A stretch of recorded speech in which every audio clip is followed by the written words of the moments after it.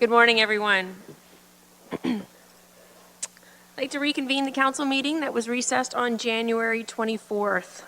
Later this morning, we will also reconvene on the Board of Health budget meetings. That was also recessed to today, January 24th. I would like to remind everyone that, again, that our meetings are web streamed and televised, and for those in attendance, I would ask that you turn your phone on silent mode. As there has been some time lapse, I will ask again if there are any items of pecuniary interest. Councillor Huffman, we have your previous declaration on record. Okay. Before I hand it over to staff, there is one item I would like to address. Since our last budget meeting, staff have proposed some further reductions, and as you know, the Trap and Neuter Release Program staff proactively reached out to proponents of the program. Also, there is another item, the Port Dover West Neighbourhood Plan, that staff are now about to recommend be delayed for a year. Staff contacted Mr. Gabriel Gasparani about this and asked him to address council on this matter. The clerk has arranged to have him attend at 10 a.m. for this purpose. However, as the agenda was approved on January 23rd, we would require a 2/3 majority to hear him. Is there any member of council that wishes to place such a motion on the floor to be able to hear Mr. Councillor, moved by Councillor Martin, seconded by Councillor Van Passen? All those in favor? Okay, and that's carried. So I'm looking forward to this. I think Mr. Johnson and his team have been working hard over the past month. So I'm going to let him take it away. We did discuss a little bit about the format. Obviously, we kind of want to try to move through this today. So I think Mr. Johnson's proposal is going to work out well. Thank you, Madam Mayor. Madam Mayor and members of council, when we presented the budget in January, the budget presentation was based on a status quo, if you will, or existing service levels and policies. As a result of those 2 days of deliberations, staff heard it loud and clear that we should come back with some options to reduce or change some service levels in some other areas to bring the budget to a leaner budget. The budget that we're presenting before you today has some deferrals in there. It has some items that have been removed, some items that the municipality may not be legally obliged to do. There's some of those items that have been removed as well. There's also some adjustments made based on new information that we've heard since the end of January, and there's actually a couple substantial adjustments as a result of new information that we will go through. As a result of the adjustments before you, we went from a 4.1% increase for a median household, or $9.16 a month, down to 2.1% for the median household, or $4.74 per month. So these are substantial adjustments which we will go through with council for council's approval. And then the proposed format for today, typically we would continue with going through department by department to give council some background on how each department, what the budget drivers are, and so on and so forth. However, for timing reasons, what we're proposing is to go through this list, and hopefully that'll flush out any questions that council has. Council has been given a detailed history of budgets, if you will, down to the object code level. So I imagine there are questions out there. So we could, if those questions are not addressed through going through this list, perhaps we can have these questions at the end, and with the delegations as well. Today, that's the proposed format. If there's any questions or concerns with that, we'd be happy to hear it. Otherwise, I will hand the mic over to Kathy, and we can go through the adjustments list and listen to any questions that council may have. Thank you, Mayor Chop and member of council. We did hand out a list of the proposed or potential adjustments for council's consideration, and it is on your screen also to follow. We did attempt to categorize the adjustments. They may not be perfect. There are items that may fall within two categories, but we tried to separate them out a little bit so that you can have some kind of idea if there's a service level adjustment or not. As you can see from the list, the service levels, when SLT went through the review, they were trying to look for things that would have the least impact on services provided to our taxpayers. So the first area we called non-service level adjustments, and there's approximately 74 items here to go through. So the first item that we have is the increase in tax supplementary revenue of $200,000. Based on the last information that we received, our estimate was low compared to what our final supplemental revenue would be. And so we did an analysis of that and proposed to increase our revenues. If we have the same building trends, et cetera, we should expect that we should be able to increase the revenues by $200,000. The second item, remove the contingency reserve contribution. That was a new proposal that staff had made of $158,800 based on deficits that we've had over the last few years.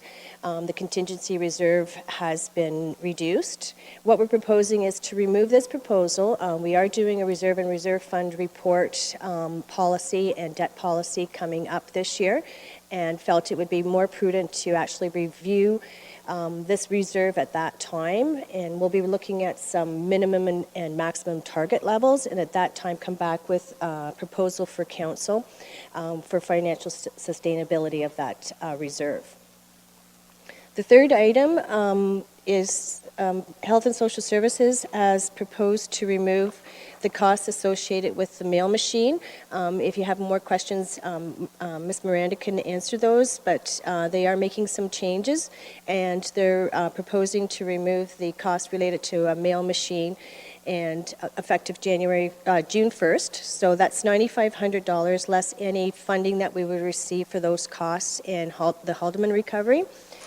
On an annual basis, that'll be double, so it'll be about $19,100. So you'll see another reduction next year in the proposed budget. Item number 5, again, is to reduce the EMS Vehicle and Equipment Reserve Fund contribution. Staff had also proposed to increase the contribution to that reserve based on the deficit within that reserve. Again, we feel it's more prudent to bring this forward back when we do the reserve fund policy this year. We've also, during the meetings on back in January, we removed the bylaw enforcement position. And in doing so, we removed the funding that we would be receiving, our first payment for the cannabis funding. So we've added that back in. That was an adjustment needed to be done. The second one is we have further information for the second payment. I believe the cannabis funding was proposed to be $71,300. Now the province has confirmed we'll be receiving $22,100 more than that. So I believe it was around $94,000. Item number 8, DCS is proposing to remove the purchase of and printing of cloth bags worth $2,500. We've made an adjustment to the QP salaries and benefits related approximately $80,000 based on negotiations and based on new staff that has, because we do salaries and benefit calculations at a point in time. Since that time, there's been changes, new staff, and they're starting at lower levels within the grids, so we were able to make that adjustment. Staff have corporately reviewed the mileage and are proposing to reduce mileage corporately by $20,000. Number 11, drainage assessments, $50,000. We had increased the drainage assessment, I believe, by $75,000. We're proposing to review the whole drainage assessment area and come up with a better plan on how much Norfolk County's contribution or Norfolk County's responsibility for drainage assessments would be. And DCS is also proposing to remove the NEAC project. I believe this one was an item that we were going to bring forward anyway because we recognized after the budget was produced that that was an item that was not required. ECS is proposing to remove the annual market salary compensation analysis of $3,900. ECS is also proposing to defer the archival software worth $10,000. Public Works is also number 15. They're reviewed their advertising costs for the hazardous household waste program and are proposing, based on the trend, to reduce the advertising by $7,000. So that's the miscellaneous operating adjustments list. Just a couple bits of information on a couple of those items.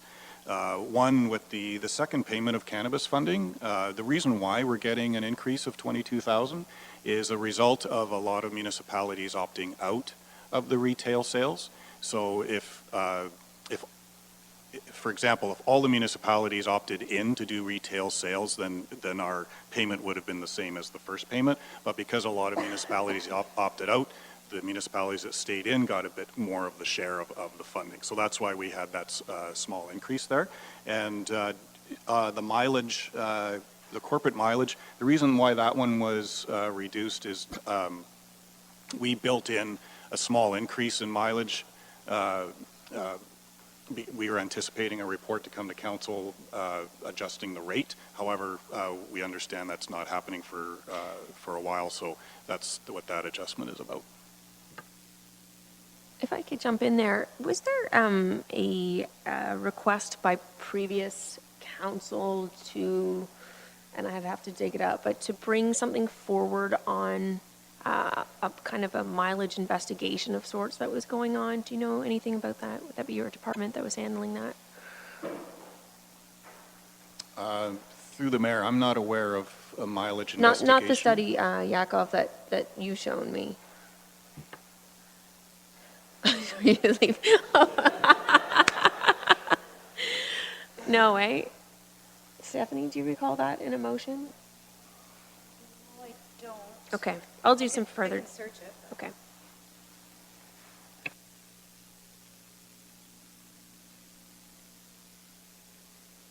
Okay, so the next section, 16, items 16 to 25, I just wanted to make sure that council understood these adjustments. So there was a motion carried on January 24th, and the motion reads that university degree and college diploma programs be eliminated from the departmental training budgets, and departmental staff report back later in 2019 operating budget deliberations respecting the total reduction impact. So that's what this section is, with the exception of the item 16. When we went through all the training and development, we thought because of the absence of a CAO for most of 2019 that professional development may not be needed this year. So, but the rest of those adjustments are directly related to funds budgeted for a degree or diploma program. So that's what that section is about. So if there's any questions on that, we'd be happy to answer them. Otherwise, we can move on. So are these numbers based on what was anticipated or based on previous years' tuition numbers that were submitted? The number through the Madam Mayor, the numbers before you are what was budgeted in 2000 for the 2019 operating levy. So we went through all the details of the budget and we removed anything that had a description for a degree or a diploma. Okay, so just so I'm clear moving forward, so there was always a placeholder within the training bucket per se that said this was the budgeted amount for university or master's courses? Because the impression I always got previously was that you had a total training budget and people had the ability to apply within that sort of budgeted amount. I didn't know that it was, that as an example, if the training budget for X department was $15,000, $5,000, you're telling me was a specific line item that was always budgeted for university and master's? That's correct. The way we put the budget together, and Kathy, feel free to interrupt me if I'm going down the wrong path. However, the way we budget for any line item, we have the object code which is what the detail that we gave out to council. And within that object code, there's background work in order to come up with that number. So, for example, 15,000 for training and development for finance, let's say. I'll use myself as an example. We had to come up with that 15,000 somehow. So there are details behind that we came up with that number. And there's pretty much every line item, all 13,000 line items have layers behind them to come up with those numbers. And the training and development is like that. So we were able to go through and get the background details on all those object codes, and anything that had a diploma or degree on it, we removed. So James, if I can just kind of push back a little bit on this one. So what kind of confuses me a little bit with this is that should have been relatively straightforward then at the last budget meeting, shouldn't it? To have been able to say, okay, let's pull out that object code and do the report on it. But I remember distinctly you telling me that I needed to go to each department individually to be able to go and have them bring those numbers forward because there wasn't a way. So my only concern now is I just want to ensure that the training budgets didn't actually, in some ways, once we remove that amount of money, now get inflated for the other stuff because, you know, if it was 5,000 that was for the training, but really only, 4,000 was being used, now if the total budget was 15,000, now 11,000 is left as opposed to. Through you, Madam Mayor. So we met for 2 days at SLT after the January meetings, and we went through our background information in order to get this list. And Kathy and her crew were able to pull a list together for SLT in order to make these cuts. These are 100% cuts to the training and development budget. So if we got 30,000 here, our total training development budget is, say, 500,000. Now we have 470,000. Okay, I'm not criticizing I just want to understand how we got to these numbers so that I understand for next year and moving forward how this is done. Because again, what was communicated to me was that we didn't, and you just said it again, we didn't have a budget line item specifically for master's university courses, that it was all baked in. So if that is the case, I would be curious to know what that budget line item represented in previous years, but I just don't get the impression that that was how it was done. It was you had a whole training budget bucket and money from within there was used for master's programs and so on.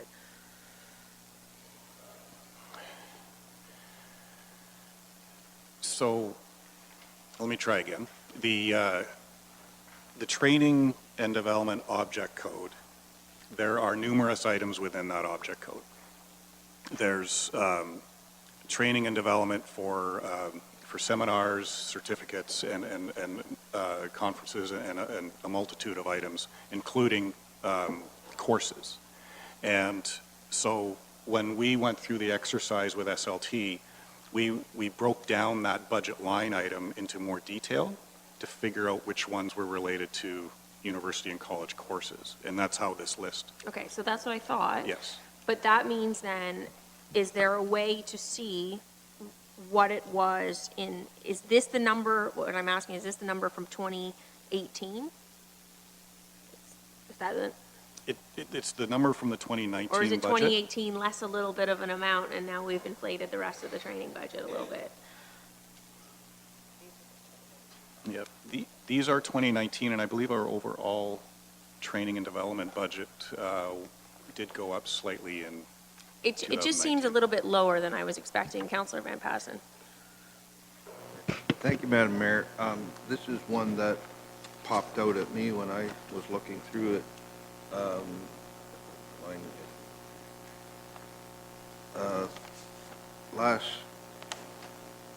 The 2018 budget, the budget amount was $530,400, but the actual is $486.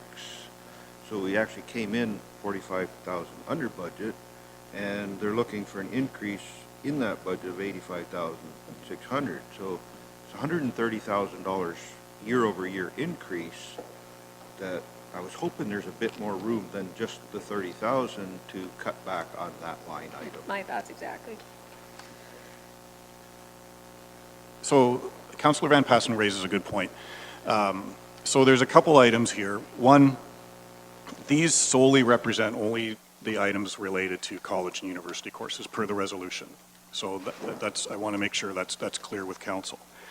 The other item is, while using 2018 forecasts is a good tool to use, but you have to really be cautious with that because 2019 is a whole other year. To sort of put it in a metaphor, if you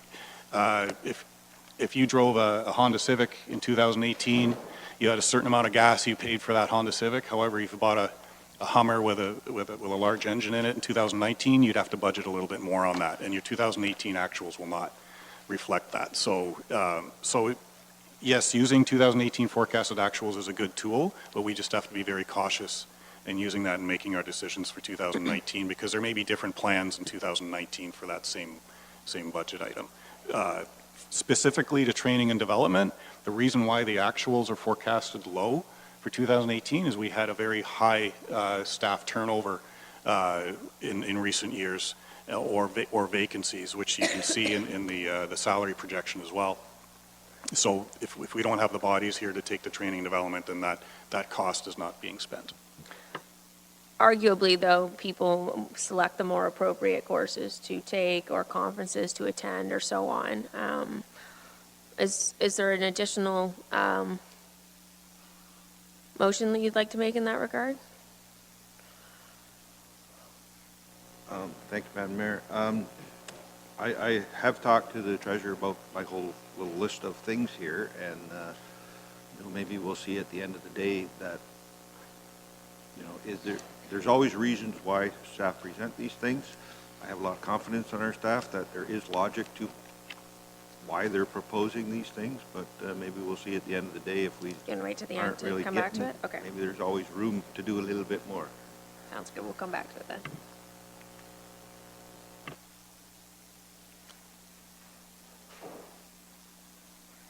Okay, so the next area, these were items that staff identified that could potentially have a service level impact for our taxpayers. So number 26, for many years,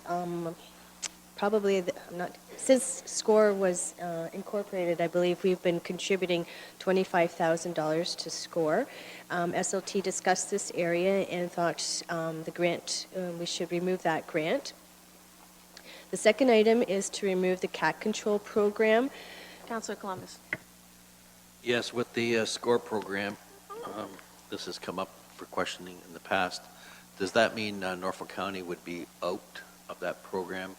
There's 5 municipalities, I believe, involved. Does that mean they'd be right out of the program? Councillor Van Passen. Yeah, thank you, Madam Mayor. How did I know this was coming up? I think it comes up every year because it's Right. low-hanging fruit. And I have talked to our manager at SCORE because she was expecting it as well.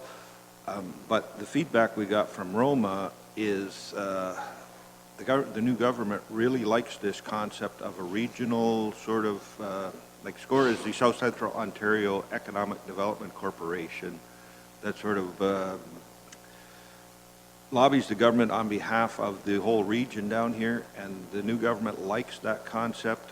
And if we ever want to get some funding for telecommunications, internet, natural gas, those kind of things, the government really is looking at a regional sort of perspective rather than individual.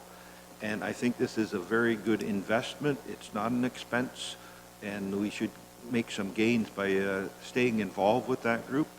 And I'm sure Councillor Columbus or Councillor Geisens can give us some more background on it, but I think it's actually done us a lot of good. It's sort of the fallout of the decline of the tobacco industry 10 years ago, and trying to reestablish South Central Ontario as a major economic driver in the province, and I think we're achieving some goals from it, and I would recommend that we keep it in. For as much as I'd like to get the budget lower, there's a difference between, in my mind, between an investment and an expense. So Councillor to Columbus. Councillor Van Passen, Madam Mayor, would this collapse the program if one county pulled out? I know at one time Elgin County was going to pull out. I think they're back in, but the program almost collapsed. Yeah, Elgin County did pull out, but the Bayham stayed in on behalf of the county, so Elgin is still involved through Bayham, and we're hoping to get Elgin back, as the entire county back on board, but, you know, if they lost Elgin and Norfolk, I don't think there's much left other than, like, from the point of view of the original intent of it.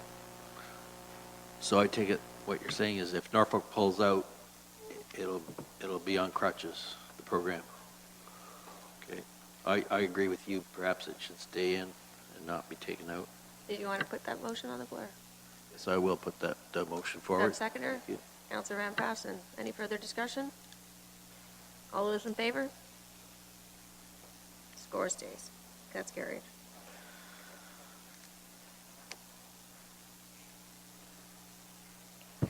I believe the next few there'll probably be some more discussion on the next few items, so I'll just read the next one and then we can have questions. So the next one is staff is proposing to remove the cat control program worth $30,000. Chris, Mr. Baird may be able to correct me, but I believe this was just, or sorry, Ms. Dusing, that it was a program that I think was supposed to end this year. It was just over a 3-year program that we were contributing, but anyway. Madam Mayor, if I could help Ms. Dusling just with that. It was a declining program.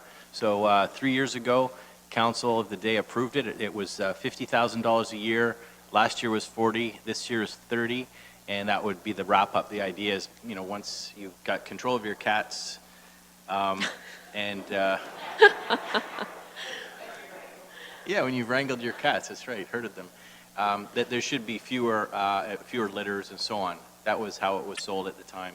So 30,000, my recollection is this is the last year that there is funding in that budget, but it is available. It's a discretionary item for council's consideration, and that's why staff had put it forward for your review. I remember when I first started running, one of the emails that I received was somebody wrote to me and said, "What are you going to do about the feral cat problem in Norfolk County?" And I thought, I don't even know that we have a feral cat problem. So I started doing some research online and I pulled up various articles, and it even made the Globe and Mail actually that Norfolk County had, I think it was 30,000 feral cats, and that's pretty extraordinary. So anyway, I'll turn it over to Councillor Martin. Thank you very much, Mayor Chop. This might be the peak of my political career right now. I would like to put a motion on the floor to, or actually, I'd like to actually make a ask of staff first. Would it be appropriate to reduce the funding and continue with the model? I know that we've heard from the group that had the bid that they still have a lot of work to do. Could you maybe speak to an appropriate number that you would suggest? Through the mayor, certainly council's discretion, but to give them a little bit of money, even if it is sort of, here's the message, is winding down, to take 10,000 off as a potential savings or 50%, it would still leave them a little bit to run their program until those funds are gone. It's up to you. Okay, thanks. I would like to put a motion on the floor to leave this line item, but instead of $30,000, $20,000, and maybe articulate to the group that receives this funding that this program is looking to wind down, that it's not a forever program. Thank you, Councillor Martin. Seconder, Councillor Rabbits, and any discussion? Councillor Huffman, I saw your hand there before.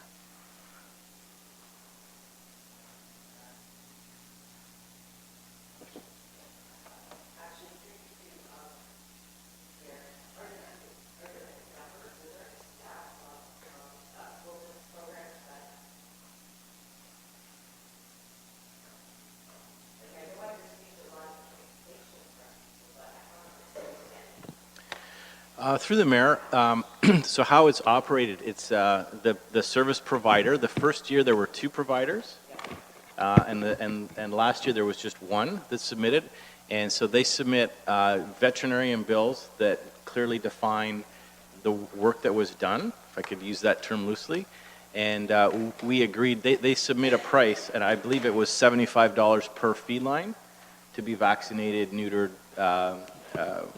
whatever, and then adopted or whatever. So we do have a full list of all those animals that have been treated. But do we have an idea as to where our feral cat population is at, I guess, is what I'm wondering, like. That's a really good question. Through the mayor, the one thing we wanted to do firstly is we wanted the program to be Norfolk-centric. We didn't want to be providing services to cat populations outside of geographic Norfolk. I think the service providers are reliable enough that they understood that. They would be the ones to best explain where those are coming, barn cats and feral colonies. We never really got to that detail other than having a valid veterinarian certificate that said, this is a feral or a stray and it's treated, and that's how we would compensate them on a monthly basis. But that would be a question perhaps as part of Councillor Martin's motion, is that we get a report, or certainly staff could bring a report forward to answer that specific question, because I think it is important. Yeah, I think it's important that if we're funding for that we need to know. I understand that, there's the documentation for the treatment that's been done to the animals, but we still have no idea if we've made any headway. So I think those stats are really, really important. The other issue I have is that I know when these animals, these cats are adopted out, there's a fee that people pay to adopt them. So this agency is making money as well. Is that how it works? Again, through the mayor, I don't know the exact details. They're compensated far less than the actual cost of the veterinarian service. Okay. So if they recover a fee for an adoption fee or something like that, that helps to offset some of their operating costs. It's definitely not a money-making venture, for sure. It's more of a goodwill animal welfare type program. Okay, so the cost that's submitted for the veterinarian services isn't an actual cost? Okay, They provide the actual cost, Okay. and they're only compensated a set figure of, I believe, is $75 per animal. The Okay. rest they have to make up through fundraising or other initiatives. All right, gotcha. Thank you.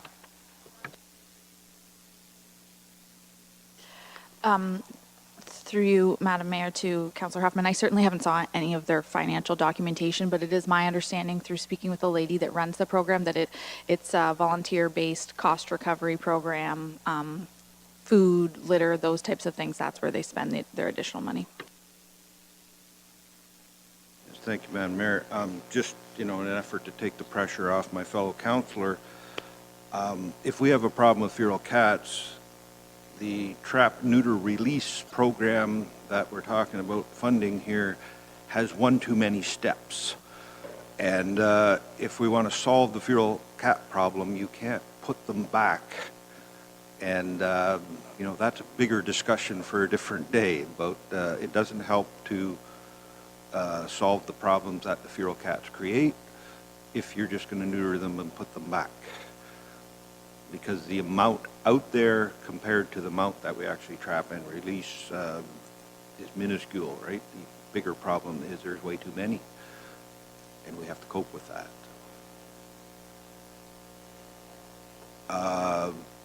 If they're adopted out, they're adopted out, but to release them back into the wild serves absolutely no purpose. I do agree with Councillor Van Passen. These cats that are put back out in the wild after they're neutered, they do kill a lot of wildlife. I've seen it. And like straightforward where baby rabbits, songbirds. So it is an issue that Councillor Van Passen has raised. But my question is this $20,000, I believe there's two different organizations that would benefit from that, Mr. Baird or Pam. And how would that be split up? Through the mayor, the first year of the program, we did have two service providers put in proposals, and they were each provided $25,000 to run their program. And as soon as they would run out of their funding, that was it. That's when the program ceased for that fiscal year. They did have different cost structures. So one organization could assist more animals than the other, but one organization did not expend their full amount. So it is different. They have different approaches, and I think if council decides to go move forward with a reduced figure, I won't speak for Mrs. Dusling, but that they would provide some sort of proposal to council so you can be satisfied. That was always the challenge. The last 10 years that I'd been involved in that, it's trickier than bridge rehab. There's a lot of passionate people out there, and the whole spay-neuter, I think everyone agreed with, but it was the release that was problematic from a number of different environmental groups. So that's something that perhaps any proponent should put together a proposal that satisfies your needs. Thank you. Sorry, if I could just ask you guys a question. So, were they released? They are releasing them? I thought they were all being adopted. Or are they released? Councilor Martin? I think some of the more mature feral cats who have lived a feral lifestyle for their entire life are potentially released. However, it's the kittens from the litter that are then adopted out in some cases.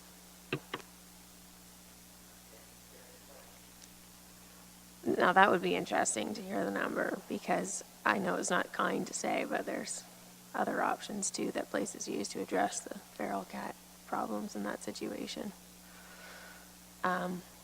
Okay, so Councilor Martin?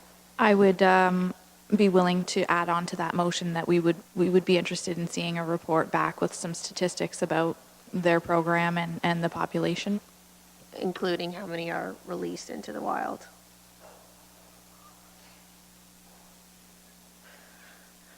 Okay, any further discussion on the motion? All those in favor? Opposed? It's carried. Through you, Madam Mayor, sorry, just to clarify, was that to bring to add 20,000 back or to reduce it? Reduce it. So Reduce it to Oh. 20,000? Reduce it, yes, so to add, So they'll be getting 10,000 then, it's reduced by 10. reduced by 10. Okay, thank you. A couple other items. One, just to go back, just to clarify, item number 14, it was, I just got some clarification. It wasn't really archival software, it was software related to AODA compliance, but it's not that we're not using any software for AODA, it's more, there's some, my understanding is there's some freeware discovered over the last few months that we can use instead, and I'm not an expert in that area, so if there's any clarification on that needed, then we could ask the appropriate area. The other, yes. Would you be able to provide some additional information on that? I just want to make sure that I've got all the information regarding the AODA. Through you, Madam Mayor. So we budget a certain amount to use a tool that basically scans our websites to make sure that stuff that's on our websites is AUGA compliant. The tool that we have right now is not working very well, so we've resorted to using freeware at this point in time from a cost efficiency perspective, and that difference between using the paid tool as opposed to the free tool is about $10,000. So as far as this year is concerned, that's kind of what we're looking at, and then we'll consider further options as we do additional research in the future. Okay, all right, thank you. Anything further? Back to you, sir. Thank you. Before Kathy moves on, there was something that I wanted to say in my opening remarks. Usually I try to bring a little bit of humor to these items. The one item that I wanted to point out is with the budget deliberations in the mayor's opening speech, you mentioned putting more than one bill in one envelope for tax bills. And the first thing I did was I checked with Sue Bugner. I said, Sue, do we do that? And she assured me that if there's more than one bill to the same owner, that we only use one envelope. Except for tax sales. that is a whole different animal, and we can talk about that after. But as We far can as make some phone calls right now. I know people that own multiple properties in Norfolk County, and they receive multiple bills.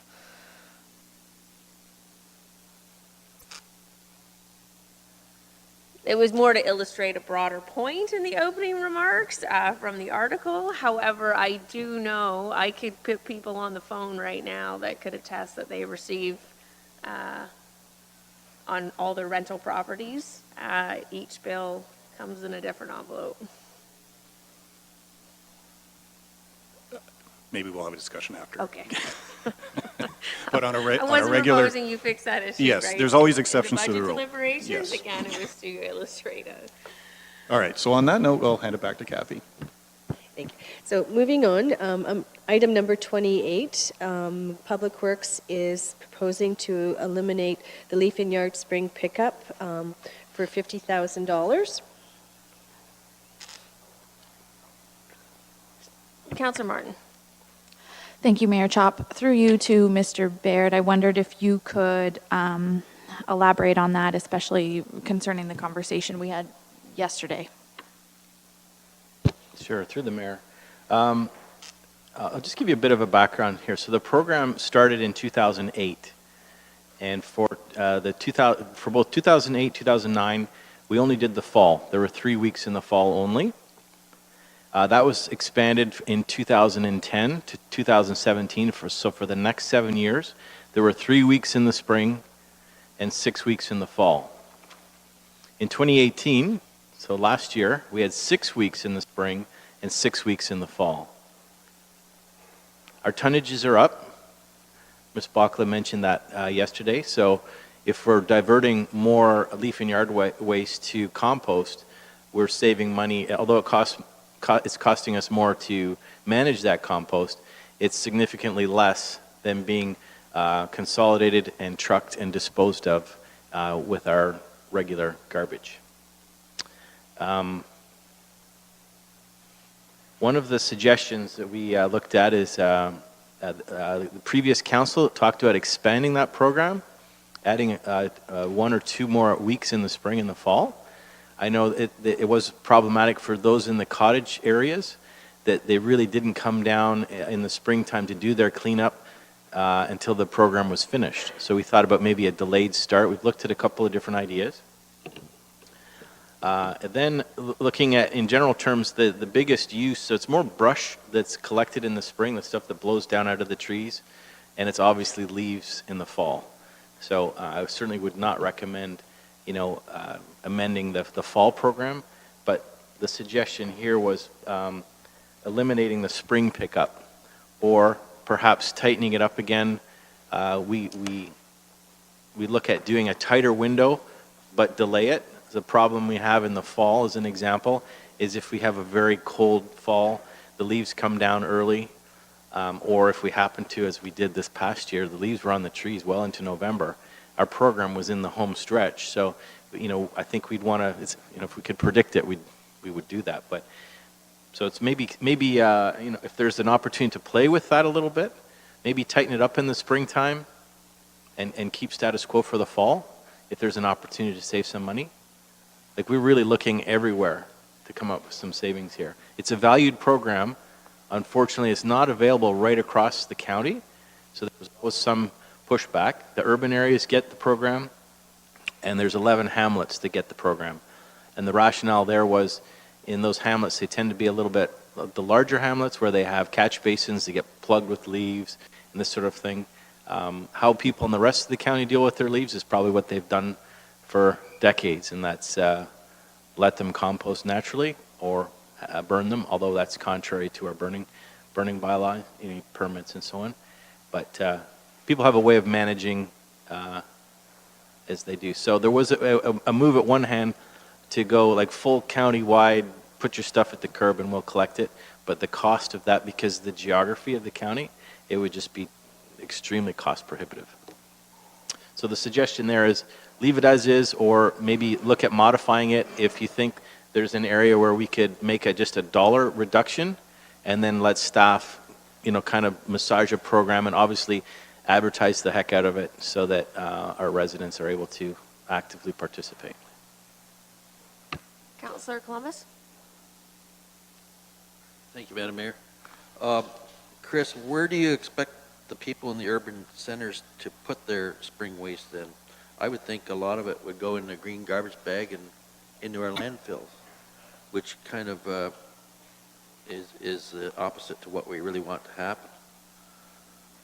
Through the mayor, you're absolutely correct, Councillor. The question was asked by Mayor Chop last night. What is the combined cost? It costs us about $149 a ton to collect and compost versus $201 to collect and dispose of through our waste stream. We do have the 2 transfer stations, the one in South Walsingham and the one here in Simcoe, and we can make those available for residents to drop all their compostable material off. But it still is, unless you have a friend with a truck, it can be difficult to bring your yard waste to a depot. And how many spring pickups have we been accustomed to in the past? Is it 2 or 3 or?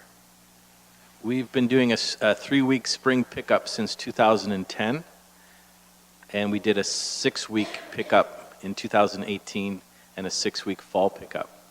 That may be an area that we could look at coming up with some savings, maybe doing a 3-week spring and a 5-week fall, or a combination thereof. Right, that's probably what I would like to see as a preferable solution. And perhaps they I could can see do some. people wanting to burn these leaves in urban, built up in hamlets, creating all kinds of bylaw issues and fire department calls, which we've had in the past. And because one neighbor complains about the other. So I'd like to see it reduced somewhat rather than eliminated. So would that be? Mayor Chop, if you'd like, while we're going through this exercise this morning, I could very quickly work up some numbers. It's difficult to know what the quantities are, but I'll do my best to come up with a reduction for you to consider that would still provide the program, but at a slightly tightened time frame. That'd be great. Okay. Councillor Van Passen? Yes, thank you, Madam Mayor. If the county doesn't pick up the leaves and sticks from the urban areas, we all know where they end up. They're down the back roads in Charlottesville and Woodhouse, and the local property owners got to pick them up anyway. So it is a service we provide, but I think I touched on this yesterday even, that I don't think it changes the volume whether you pick them up over 6 weeks or 5 weeks or 4 weeks.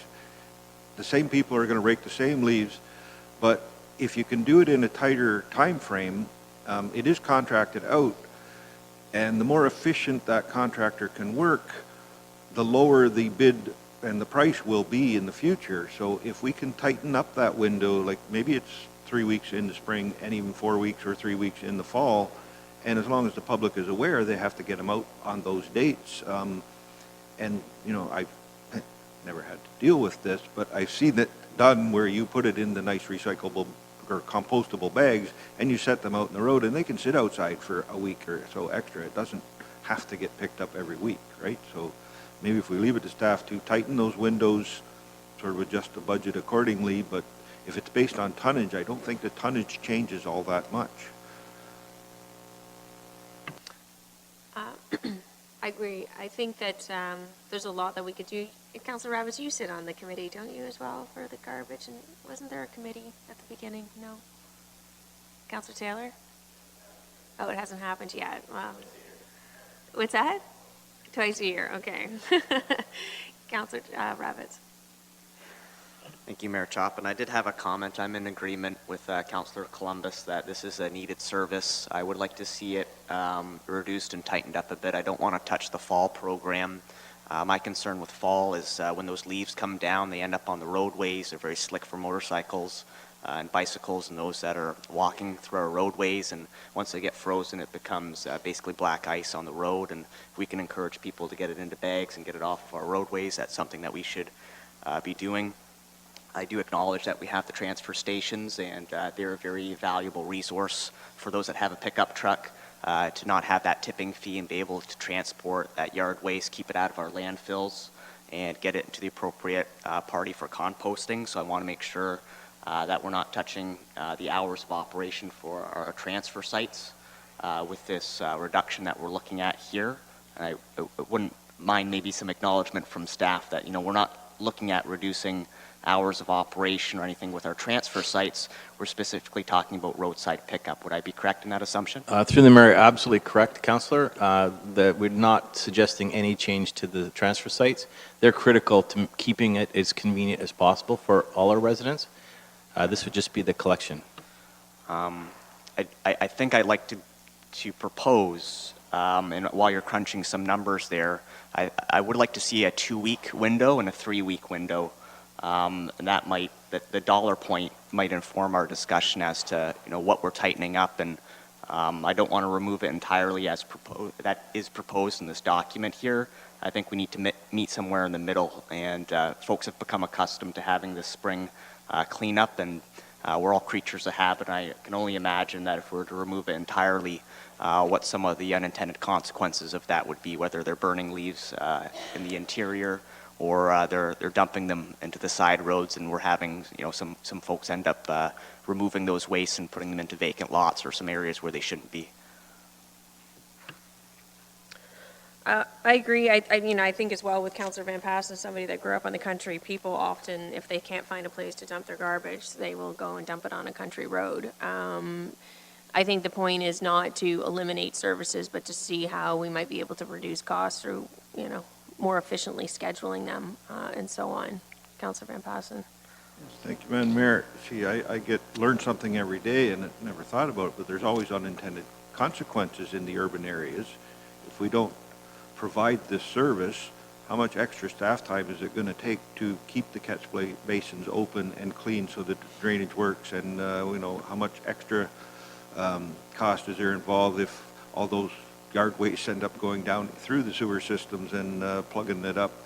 So you try to do one thing, you cause another problem. So I can agree with Councillor Columbus and Councillor Rabbits that, yeah, it's a very required service, but hopefully if we tighten up the window a little bit, it's more efficient, it'll still get done, and we can balance it that way.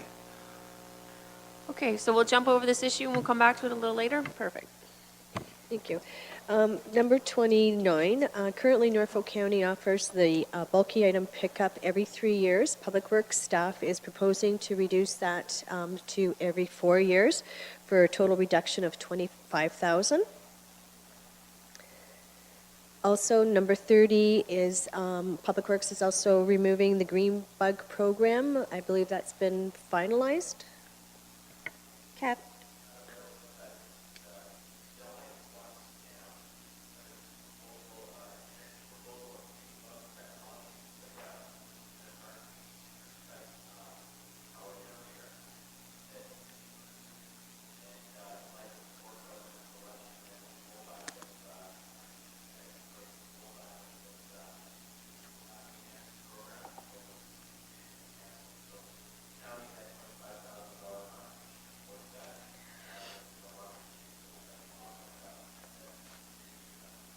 Okay, thank you. Kathy, maybe I might stop you, actually. I believe our deputation is here, so, Mr. Valley, would you guys like to come forward?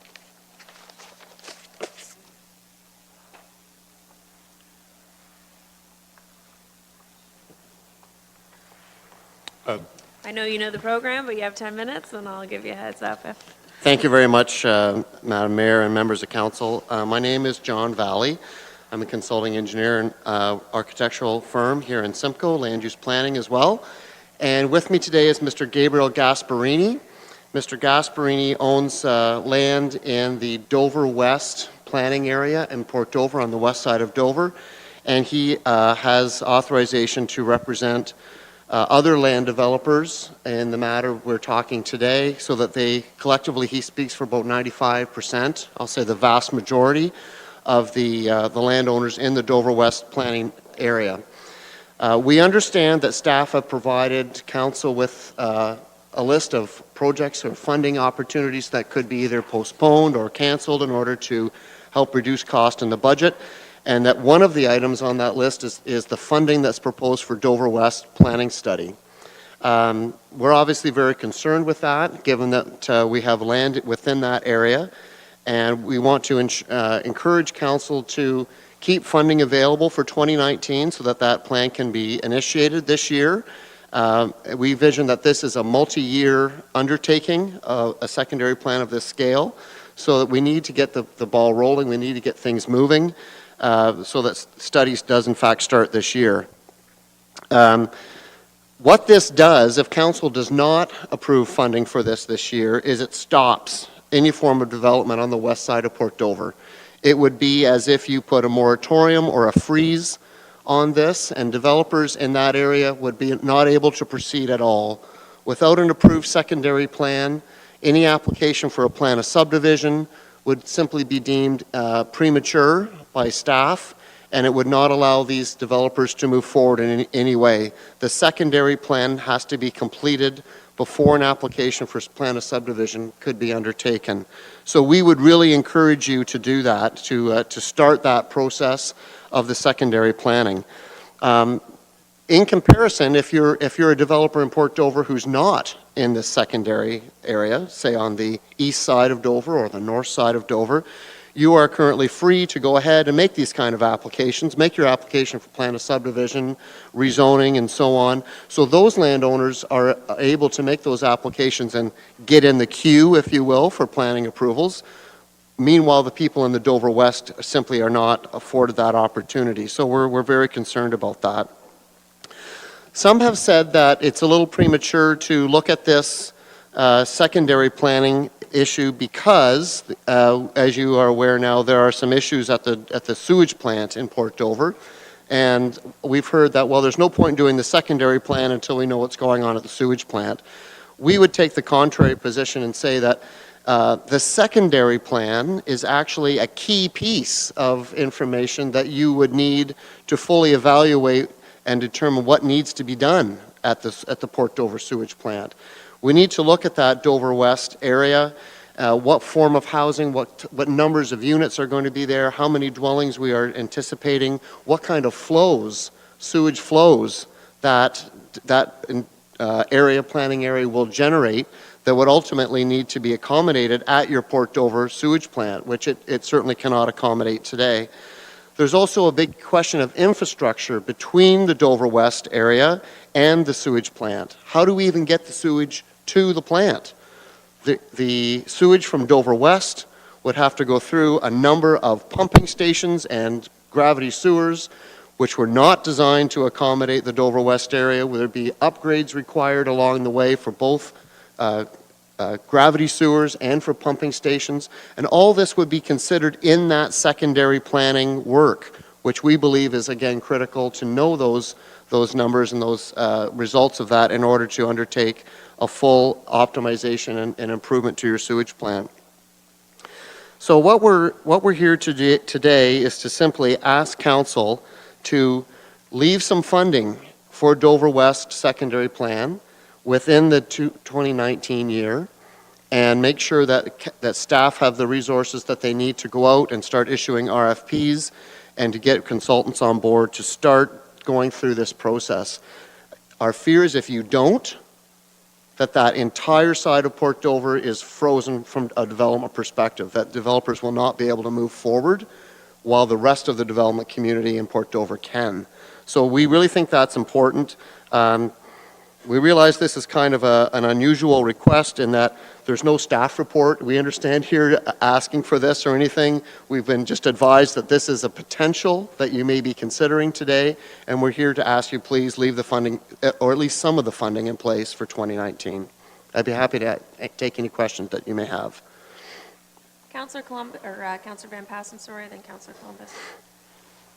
Yes, thank you, Madam Mayor. To Mr. Valley, from all the work you've done around Dover, I take you as part of an expert opinion on all of this, but wasn't part of the delay on Dover West because now that the upgrades of Main Street have been done and the infrastructure underneath the Main Street, that now there is room to look at the west end of Port Dover, or is that just my or of wild thinking here. I'd have to defer to Public Works, but my understanding is that the Main Street upgrade did not include capacity for Dover West. Mr. Baird, do you have a? Mayor, the Dover West community, the way the topography is in that part of Dover, it flows southward and southeasterly down to Radical Road Nelson, and you'll see our capital projects reflect that. So upsizing sewers and water mains and so on to service that area. The secondary plan will look at how developers such as Mr. Gasparini will seek to develop. I believe his property is immediately adjacent to the existing west side of Port Dover. So he has opportunities afforded to him that others further west may not, that this secondary plan would be more critical. But nonetheless, as Mr. Valley's indicated, it's all part of good development, making sure that he has the proper connections to tie into our existing system. Councilor Columbus? Thank you, Madam Mayor.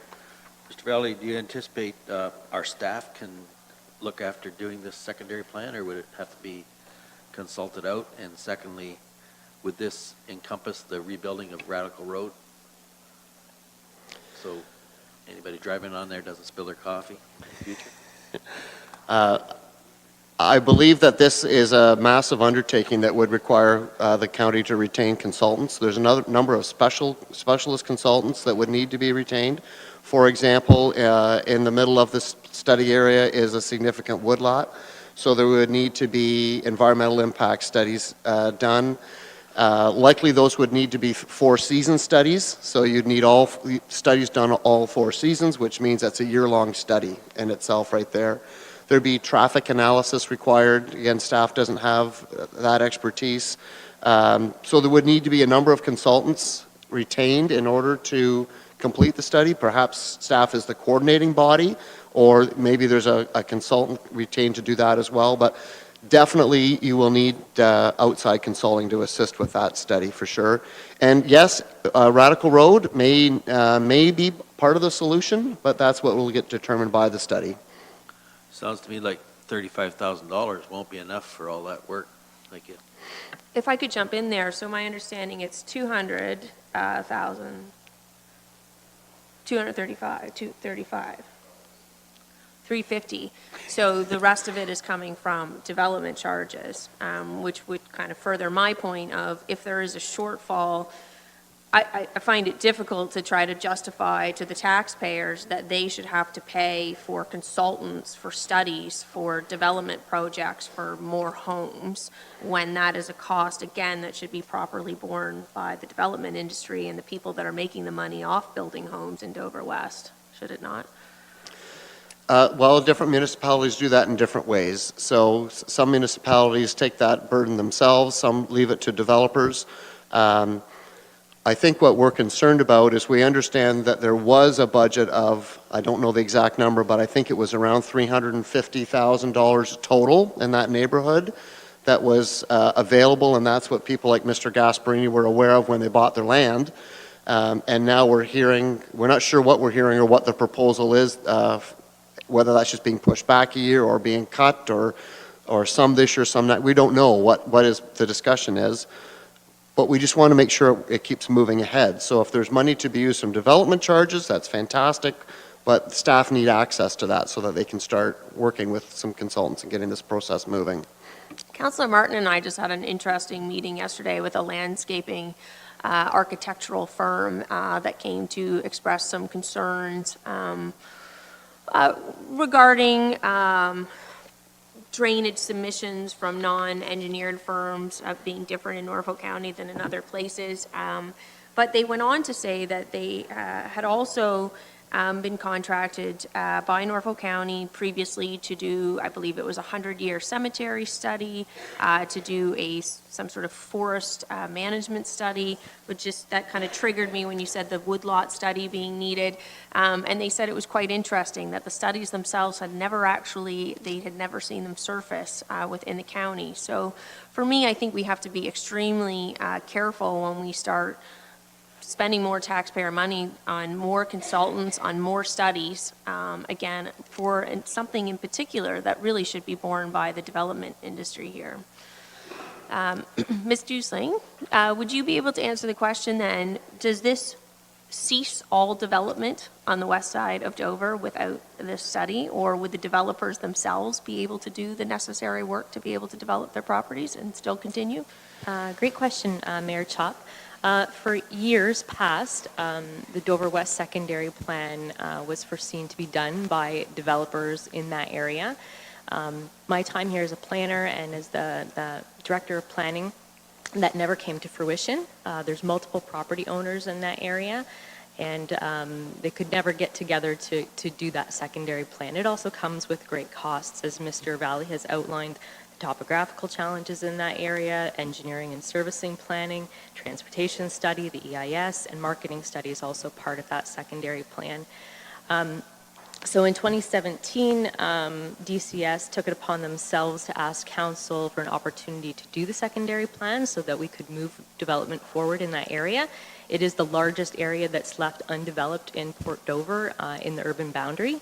And we budgeted at that time $50,000, which was nowhere close to doing the study. We went out and did an RFP at that time, and it was nowhere close to doing the study. So we soon realized that in 2018, we put forward the amount of $350,000. $35,000 of that would be off the levy, and $315,000 would be out of the DCs. And it's my understanding, and James can correct me if I'm wrong, but a portion of money is still required off the levy. I believe it's like 90% that needs to occur in order to utilize the DCs. So that's why the $35,000 was there from the levy. And so in answer to your question, yes, the development community could go ahead with the secondary plan, but our history has shown that they won't or can't, or it's difficult. I find it hard to believe in a multi-million-dollar, development project that the development group themselves that are building these homes and making the money off of homes wouldn't be able to come up with $35,000 if that was the balance that it took to finish the study to move their project along. Councilor Martin. Thank you, Mayor Chop. I also feel like this presents a very unique opportunity. If we're talking about the very last piece of undeveloped land in Port Dover, I would want to know that some things have been taken into consideration. We've talked about making housing more affordable, and we've talked about green initiatives and connectivity with our sidewalks and our developments. Like those things would be very important for me to have a little bit of additional information about. You're welcome to stay, sir, if you'd like. Thank you, ma'am. To begin with, I have to agree with you. I'm a recent newcomer to purchasing this land in Port Dover. I live in Simcoe, by the way. I moved here a couple of years ago. My name's Gabriel Gasparini. I live at 294 Union Street in Simcoe. My company is called Aldershot Homes because we come from Burlington. And I've been a developer in Brantford for 30 years. We've done most of the large greenfield development in Brantford. We've taken a lot of the land from when it was just farms up to the current housing that you see there today. I can tell you that in developments that I've done in Brantford, that it was not unusual for us to do a 50-50 joint venture with the community. And there are reasons for that. There are reasons that the public sector wants to have control of studies in a development process. And there are different attributes that the private sector can bring to the table. The public sector needs to be involved to make sure that the public is protected in a lot of the development decisions. But the private sector brings a strong marketing sense to those studies. To leave it completely up to the private sector is not fair to the taxpayer, of which I am one, in Norfolk County. And to leave it completely to the private sector takes a lot of the decision making that the staff would like to have control of. It takes it out of their hands. Because when the private sector is doing its own development studies, it sets the parameters, it makes decisions, it has a lot more control than the staff would like them to have. When I first bought the property, I came to the community and I offered to do my own studies for my own land that I purchased. And I was told at that time by staff that they did not want me to do the studies. And I can understand why they did not want me to do the studies, but I did offer to pay for my own studies. So what I would like to suggest to council is, instead of kicking the ball down the road because you are worried about budget constraints, to try and move Dover West forward, I would be prepared to move on a 50-50 basis, some type of 50-50 cost-sharing basis with the council to move that planning forward in Dover West. And it's also necessary for council to understand that just because you have a budget for $350,000 doesn't mean you're going to be writing a check for $350,000 in 2019. When consultants start doing their planning exercises, it doesn't happen in the first year. It takes years to fulfill all of the conditions that are required by the province in order to get all of these studies concluded. So it's actually over a period of years. And if we were to share those costs on a 50-50 basis, which we are prepared to do, then we might be able to move forward in a reasonable fashion and have some solutions for the Dover West community. So just so I'm clear, so you had offered this in the past to make Yes. a contribution to it, and it was rejected? I offered to do my own development costs on my own property, to be fair. The secondary planning study is for a large swath of land. I felt that because my subdivision fronts onto Main Street, that I should be allowed just to do a draft plan application of my own land. And I was prepared to pay fully for that, and I did offer that. Sure. So if we didn't approve this additional $35,000 today, there would be an opportunity then for the project to continue with the development charges and for yourself to make an agreement with the planning department to add your contribution. So I'm not sure what the 35,000 is, ma'am. I'm sorry. Well, no, it's the shortfall, right? It's the difference between their anticipated amount from the development. So there's substantially more money. That's 35,000 isn't even close to the 50% that you're potentially offering. That's So correct. what I'm suggesting is if we were to cancel the 35,000 to continue on that road, that there is an opportunity then for you to step in and to still, in combination with the development charges. If you're asking me today to give you $35,000 No, to move forward, well, my answer is yes. Okay, okay. Yeah. I'm not sure that I understood the question, but that's... Sure.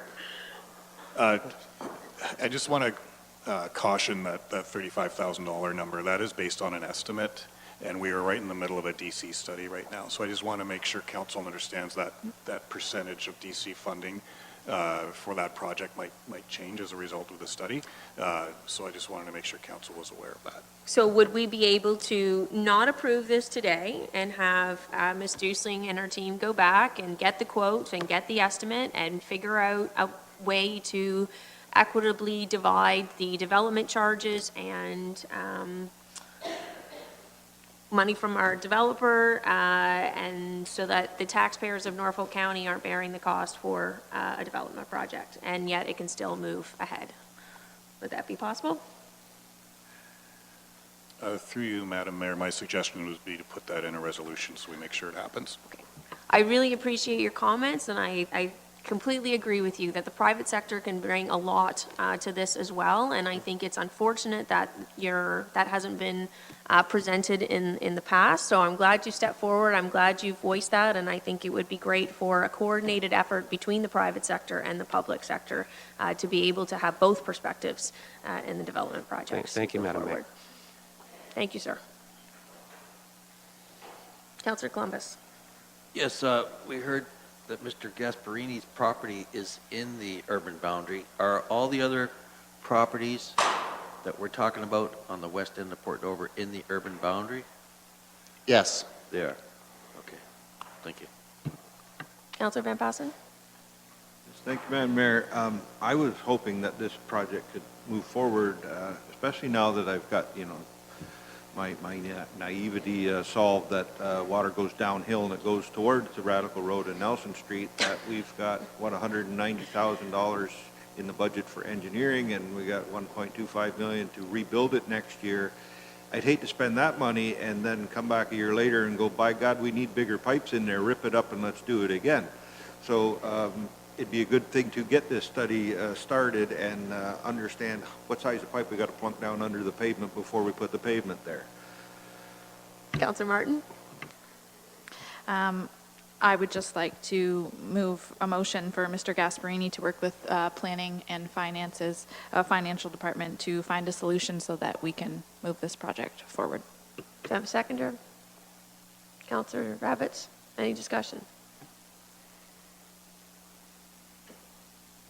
Okay, all those in favor?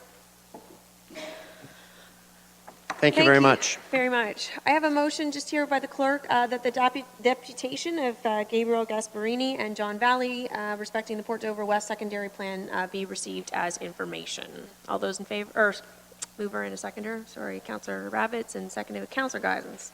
All those in favor?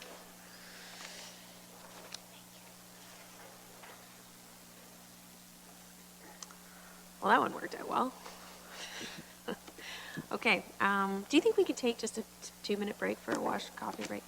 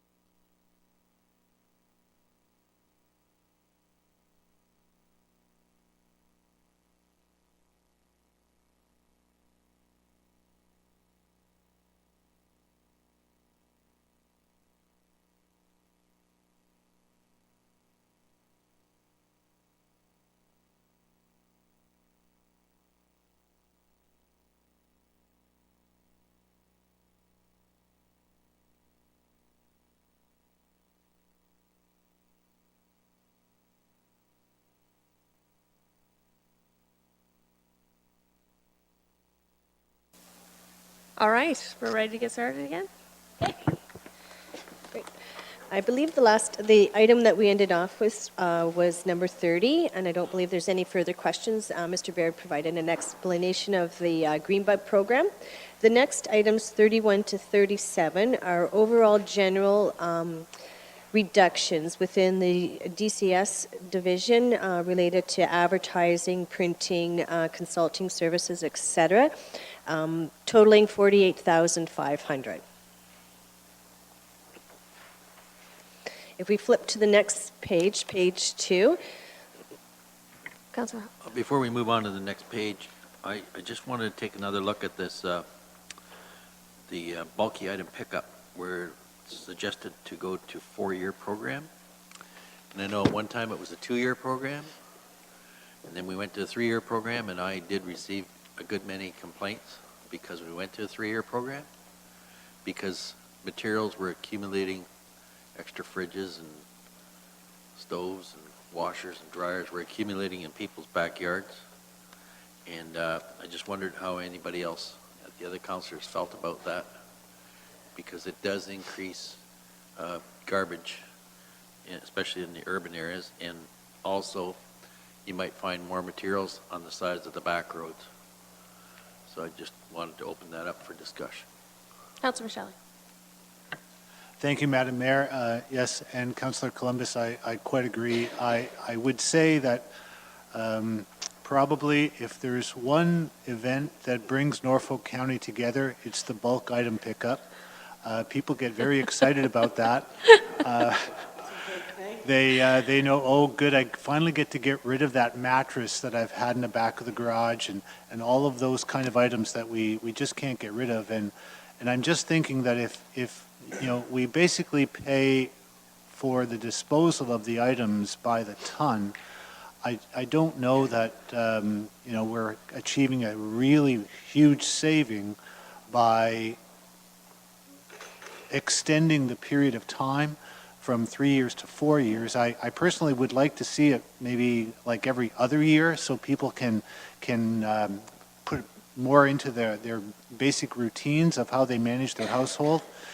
And also the, you know, the problem with every 3 or in this case every 4 years, I just think it's too long of a period for people to really, you know, plan ahead to get rid of all of their items that they want to get rid of. And so what you end up with is, yes, a lot of people with appliances that they have in their backyard, and neighbors could complain about the unsightly nature of it.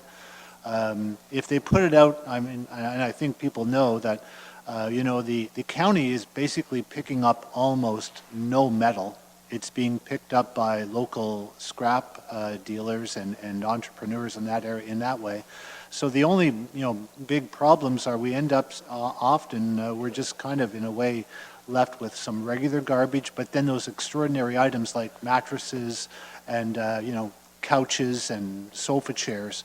I personally would, I think people would be very excited to have it made every other year, and then we'd be much more efficient. I am a little bit concerned again about those unintended consequences of, you know, mattresses being in the ditches of our back roads as well. Thank you. Councilor Columbus. With Councilor Michelle's passionate speech about having it every other year, I would suggest that we eliminate that one there and leave the $25,000 in and do it every 3 years as we have been accustomed to. Okay? Seconded by Councilor Van Pass, or discussion. I know this will be a very worthy news item, right, Dave? Thank you. Well, again, I think that the hope is, I mean, for this year, we're only going to be able to do so much, but let's find ways to run our garbage collections more efficiently, you know, changing perhaps some of the programs that we have so that we can offer it more often. Programs like this, I think, would be advantageous to offer them more regularly. So we might not be able to do that this year, but perhaps going into next year, that's something we can look at doing. Councillor Van Passen. Thank you, Madam Mayor. A question to staff of whether they have any estimate on the staff time it takes and the cost to go out down the back roads of Charlottesville and Wyndham and Houghton and pick up the couches and the chairs that people throw off. And I bet the staff time and the cost of the truck is as much as what we're talking about by this reduction. And if we can get the people to put it out at the end of the driveway and clean it up, you know, you're saving money on one, and it's not really, it's a net savings to the taxpayer. Mr. Bear, would you have an estimate on that of what we spend yearly picking I could garbage up? pull that up. We do have a line in.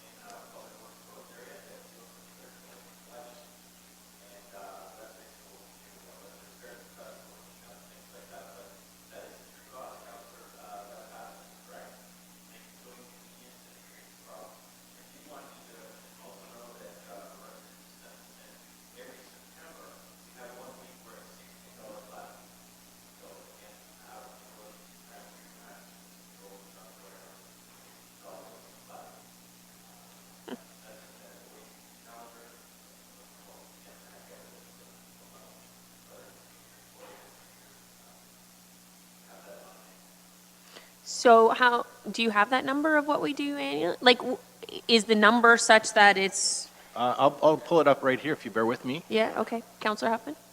In the meantime? Thank you, Madam Mayor. I was also just wondering if there was any way to determine what the cost is every 3 years for doing the bulky item pickup. What does that cost us? I believe it's, we put $25,000 a year into a reserve just to smooth it out. And so what we're suggesting, so it's about, I'm looking at Kathy, it's $100,000 to do that 100,000. every 3 years. So by Okay. pushing it back a year, we're not having to put as much into that account. So anyway, that's Okay. for the All right, most part. thanks. About 33. 100,000 to pick up $33,000 contribution. Madam Mayor, I have a figure here. Again, the litter collection would be the time for our staff and the equipment to go and pick up, and then the tipping fee. You know, we're not adverse to that. We have to pay that as well.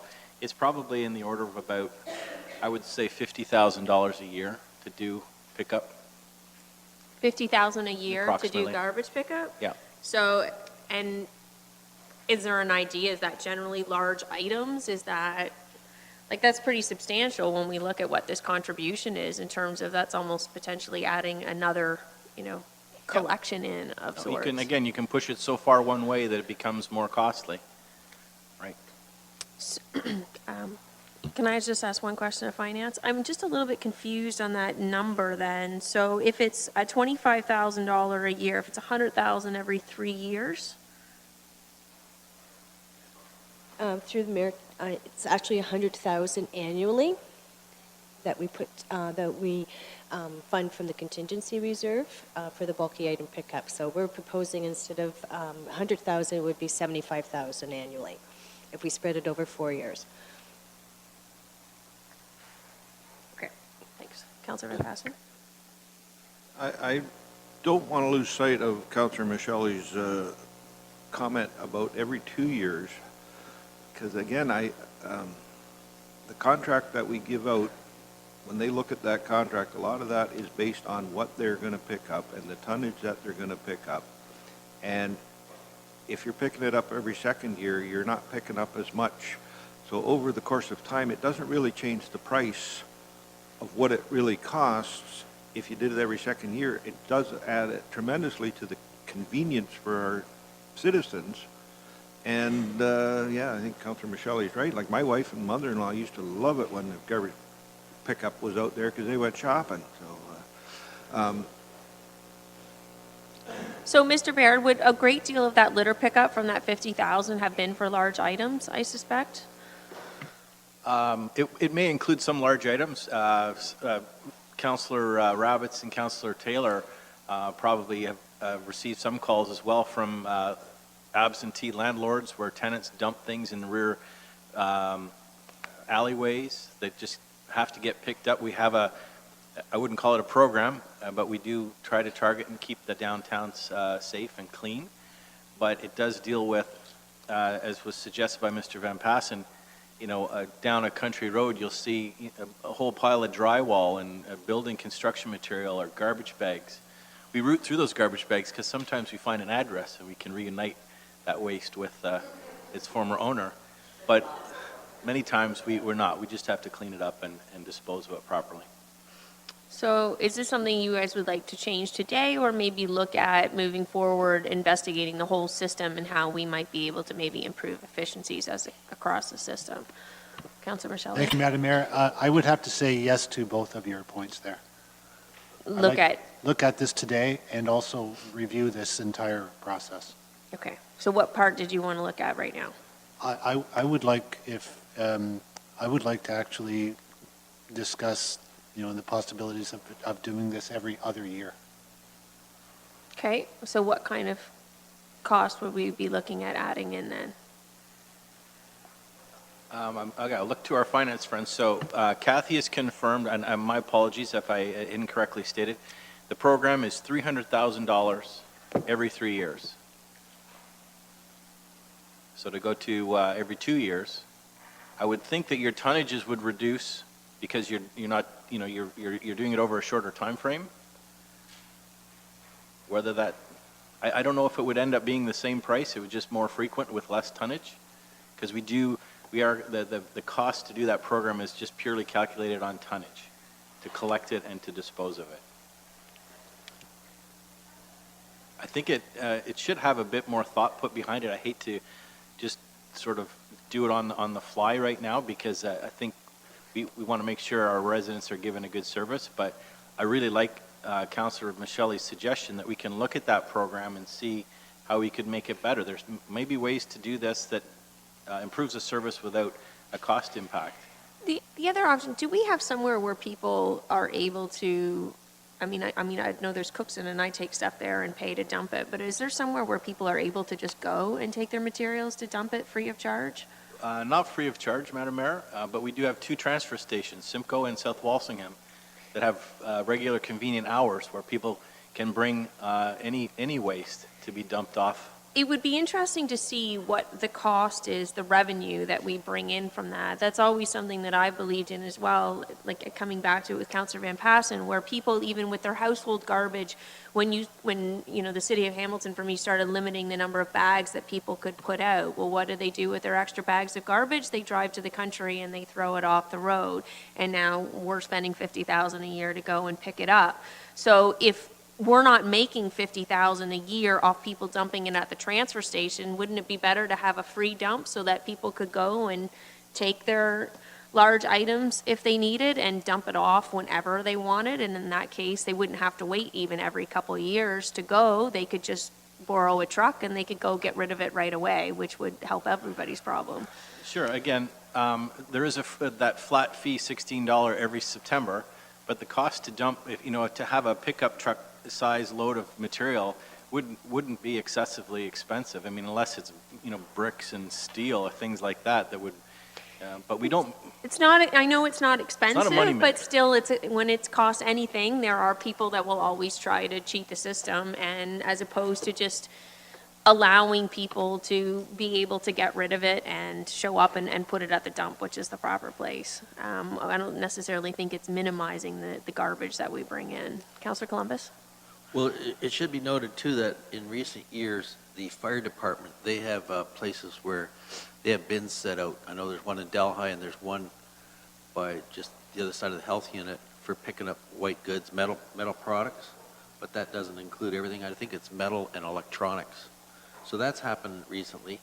Just another little tidbit, the longer you leave a mattress out there or a sofa, and it rains, it takes on so much weight that it's more than double the weight of the original mattress, and that increases your tonnage cost, right?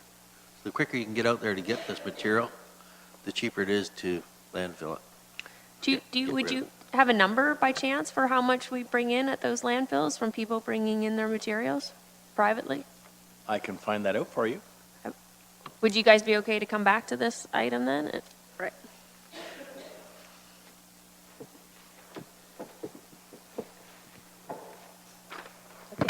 Carrying on to page 2. The next area, items number 38 to to 67 are capital items that SLT has reviewed, and there's a number of them that are being deferred, recommended to be deferred or reduced or removed from the 2019 proposed budget. The first two items, 38 and 39, was the lot preservation program and the vehicle pilot programs. These two items were previously removed through the capital deliberations, and we would have brought that up last meeting, but we never got to the departments at that time. So that's included at this point in time. Number 40, CSD is recommending deferring the Langton parking lot tar and chip project to 2020 for $50,000.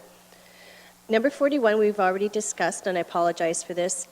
Studies used to be within the capital, but this is actually consulting services, but that was the post-secondary one that we've already dealt with. 42 is to defer the accessible podium to 2020. 43, reduce accessible pedestrian signals, 15,000. 44, reduce accessible parking spaces, 10,000. And 45, defer the lean-to door addition sorry, to Kathy. 2020. Councilor Chan. Thank you, Madam Mayor. I'm just curious, with the reduction in accessible pedestrian signals and accessible parking spaces, is that the total figure, or is that just a reduction in the figure? We're still going to be putting in some more accessible parking spaces and some more pedestrian signals, but just a reduction in the number of them? Correct. Through the mayor, that is correct. We've just scaled our program back. It's not as aggressive, but we'll still stay the course and keep it going. Oh, Councilor Hoffman. Thank you, Madam Mayor. Through you to Mr. Baird. I need a little bit more information on that. So how do we do that? I'm confused. Okay. Through the mayor. So you're referring to the accessible pedestrian signals? All of this stuff regarding accessibility. Okay. Well, let's do the first one. Okay. By line here, I'm ready to speak to line 43. Do you have a question? Okay, first off, I'd like to know, 42, defer accessible podium. What podium? Okay, I will. It's this podium right here to make it the ability for it to raise and lower to accommodate those that would have some sort of accessibility requirement. Okay, so what is the actual cost of this project? Is it $5,000? It's $5,000, and the suggestion is that it be deferred to 2020, 1 year. And I believe there may be some minor renovations that have been proposed for this council chambers, at which time we would do that podium at the same time. Okay. All right, now, so line 43. Okay, the accessible pedestrian signals, these would be the actuators, the buttons. They're lowered. They're designed for those that are visually impaired, and they have an audible chirp. Yep. So we have a program that upgrades those throughout. We have about 30 or 35 traffic signals in Norfolk County. Okay. So we have a program to upgrade those to make them compliant with AODA. And the next one, line 44. So, sorry, are they currently not compliant? This is where I'm getting confused. Yeah, they're not in Braille. Some of them are, but some of them are not, and they don't have that audible sound, so that if you are visually impaired, you can use your audible. Yeah. Okay. 44 is the accessible parking spaces. So with the new design, as an example, the parking spaces that are right out here on Lot Street, we do have two side by side, and then there's a center median. That's to provide accessibility from the sides of assisted vans. And Mr. Slichenkov, I think he can add to this. If I can help just a tiny bit through you, Madam Mayor. From an accessibility perspective, there's sort of two different requirements that I think is helpful to look at it. And there's a difference if we're rebuilding something or renovating something or building anew, and requirements surrounding those pieces, or the items that you're actually looking at under 43 or 44 that are more to do with complaints-based work done. So the amounts that were originally asked for under those 43, 44 items were specifically to accommodate in the event that we do get requests under these categories that we have some money to spend. The reductions in those areas were based on some comfort level that we had as a group at SLT, and then based on the volume of previous complaints, that still with the reduced amount that we would be able to respond if we got those complaints. So it's not actual monies used to build anew or reinforce. It's in the event we get any complaints in those areas, so that we have some that money set aside, and so we were comfortable to reduce some of those based on the volumes of historical complaints we've got under these areas. Thank you, that makes much more sense. Does that make more sense to you, Councillor? Okay, moving on. Moving on to number 45, the deferring the lean-to door addition to 2020, I believe, is at Norview, and it's for $5,000. SLT also had a discussion related to the sit-stand lifts for Norview Lodge. It was recommended that it would be a good use and an eligible use to use our WSIB reserve fund, which does have sufficient funds in order to reduce work-related injuries. Sorry, that was for $12,000. 47, CSD is proposing to defer the arena swipe card access to 2020, and I believe that was at 5 different arenas for $25,000. 48, CSD is proposing to reduce the Victoria District Community Center parking lot down to $14,000, and this is for the materials and supplies only, and the actual work would be completed by Public Works staff. 49, fund the length. Councillor Van Bassel.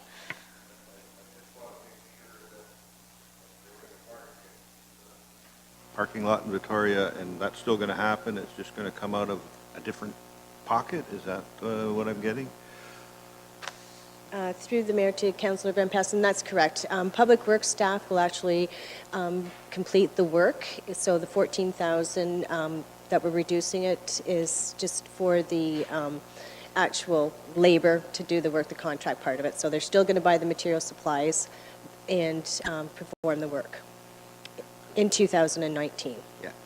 We'll remind council, like, the community bought the land, gave it to the county, the community made it into a parking lot, gave it to the county, and they would like a little tar and chip, or they would have preferred pavement, but they'll accept tar and chip, and they're hoping that it will be completed this year.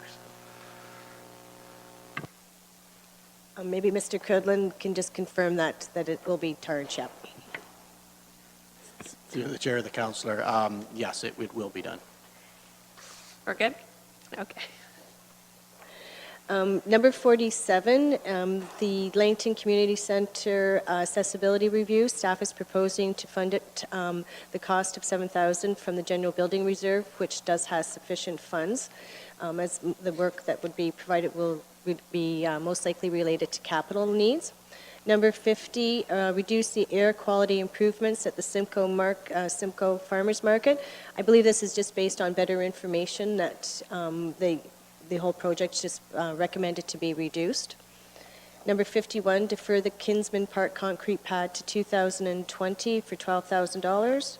52, reduce the fence replacement with Armor Rock, and that's at the Delhi Kinsman Sports Complex, by $5,000. 53, defer $4,000 for the rail trail signage to 2020 for $4,000. 54, remove the fire support vehicle and trailer and just purchase a trailer, which would be, and fund the $15,000 for the trailer, which would be a reduction of $60,000.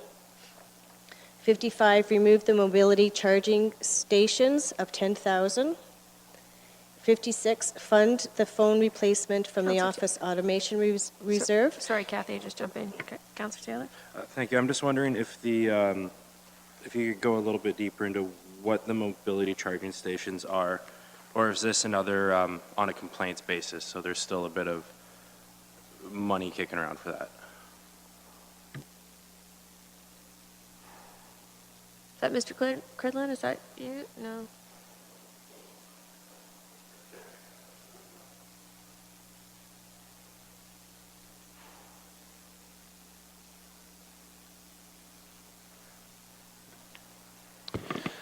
Through you, Madam Mayor, to Councillor Taylor. So this is to provide individuals in power mobility devices the opportunity to access all Norfolk County outdoor amenity areas with the outdoor charging stations. And they would include identifiable signage with the international symbol of accessibility.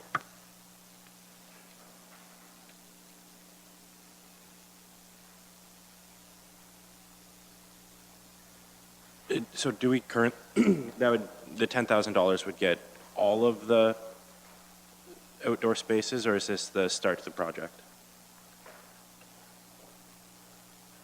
I just need some time to double check the extent to which that $10,000 will go. Okay. Can we table this one for a minute?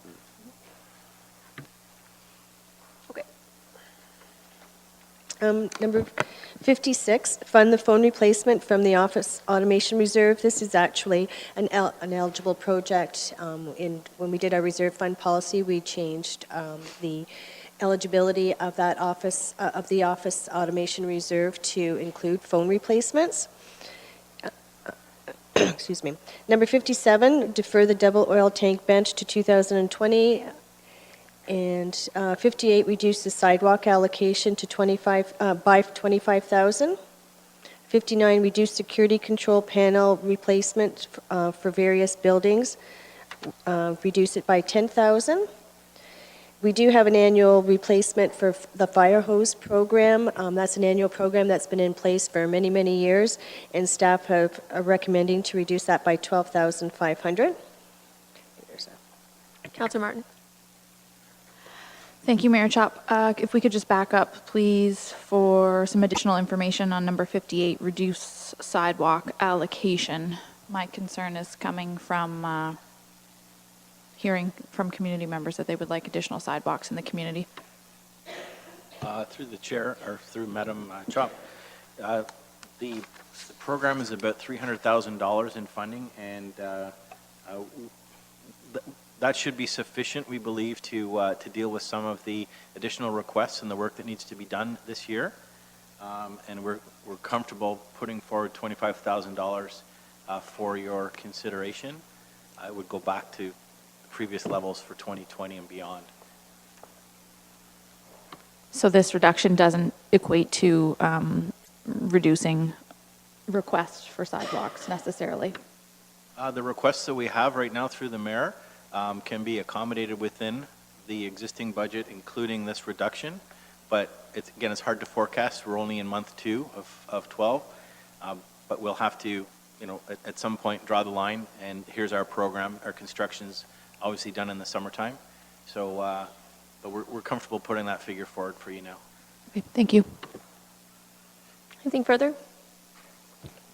Okay. Number 61, CSD is proposing to reduce the DFAB pads and cables, cases, and paper supplies required for, I believe, EMS by $3,000, and reduce the oxygen regulators and masks by another additional $3,000.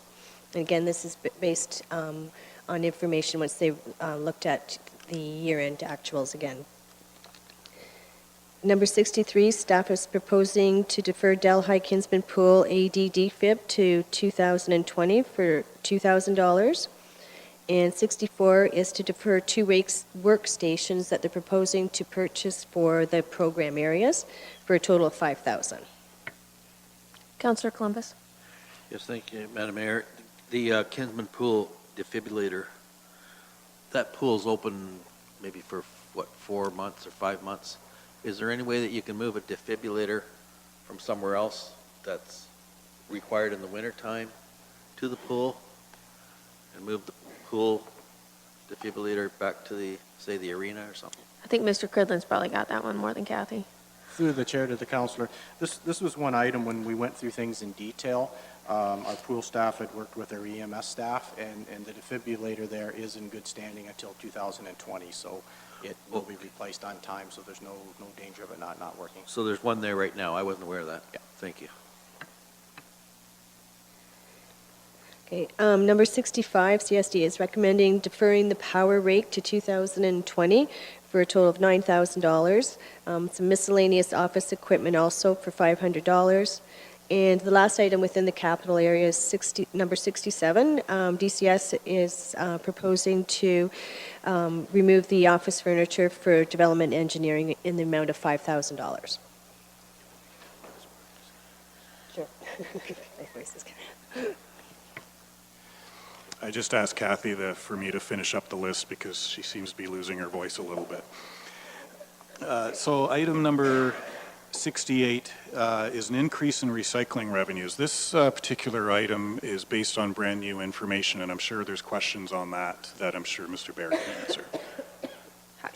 I do. How did we get an additional 200,000 in recycling revenues?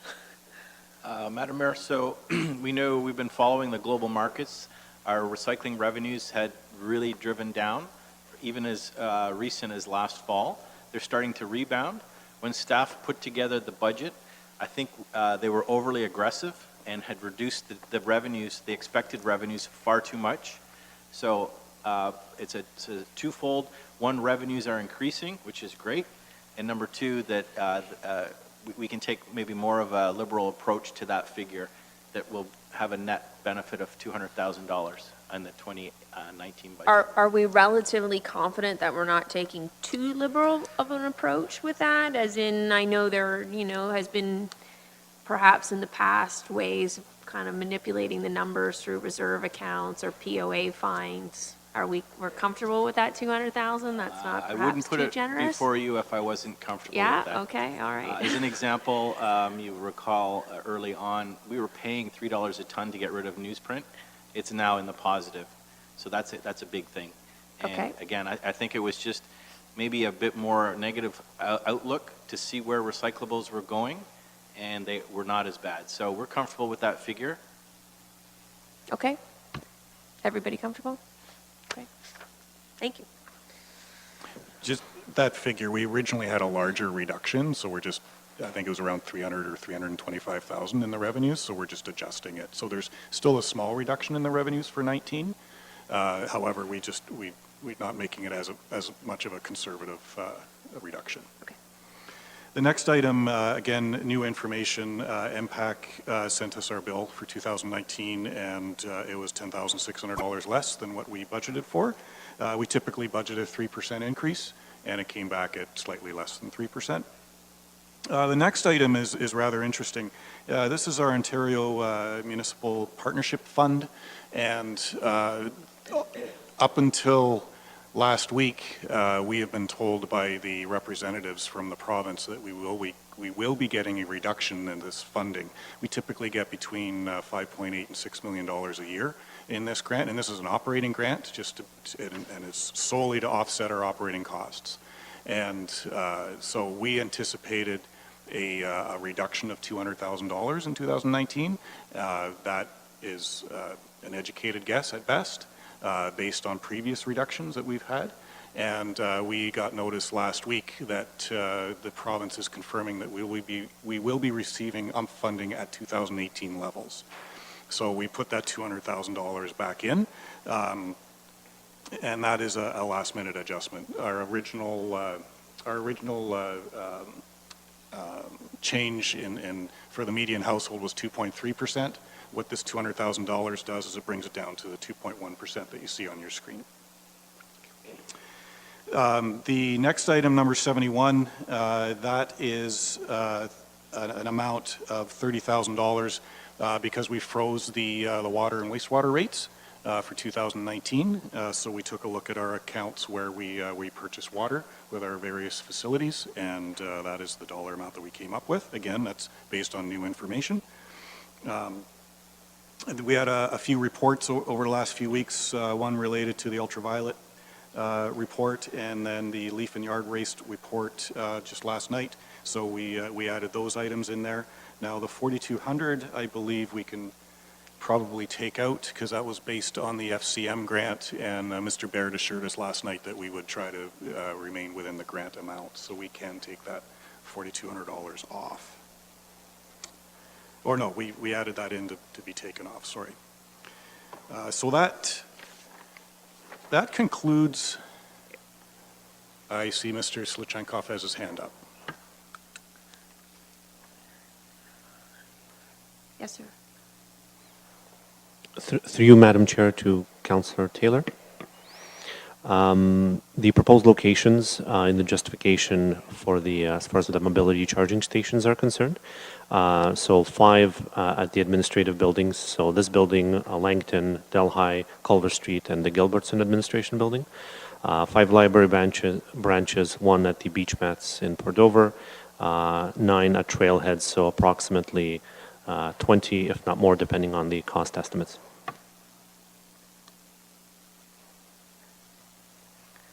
And that's fully within that $10,000. We're going to be able to get the charging stations across the vast majority of our county for the $10,000. I think that's our best estimate at this point with Okay. what we think they're going to cost, and that's why that's sort of the vagueness in the latter sort of statement is surrounding depending about how many they actually end up costing out. Okay. And at this point, if it's might be some fluctuation, but I'm prepared to remove that $10,000 reduction in the budget from this document just to keep that program in place. Seconder? Discussions? Councilor Shelley? Thank you, Madam Mayor. I would also be in favor of doing that. I think that I've just personally experienced a few occasions where people in those mobile scooters and those kinds of transportation modes have run out of power in various places, and it is a tremendous problem to move those things around when the battery is dead, and I would like to make sure that they have as many opportunities to charge those things up as possible. Further discussion? All those in favor? It's carried.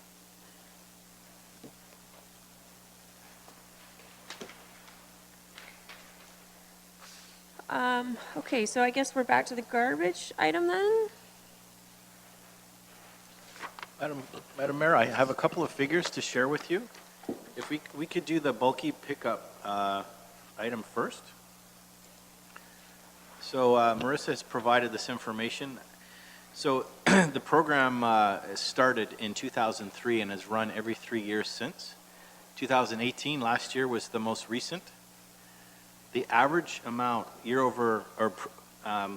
collection over collection is about 1,410 tons, 1,410 tons. Last year, it was 988 tons. So it's down.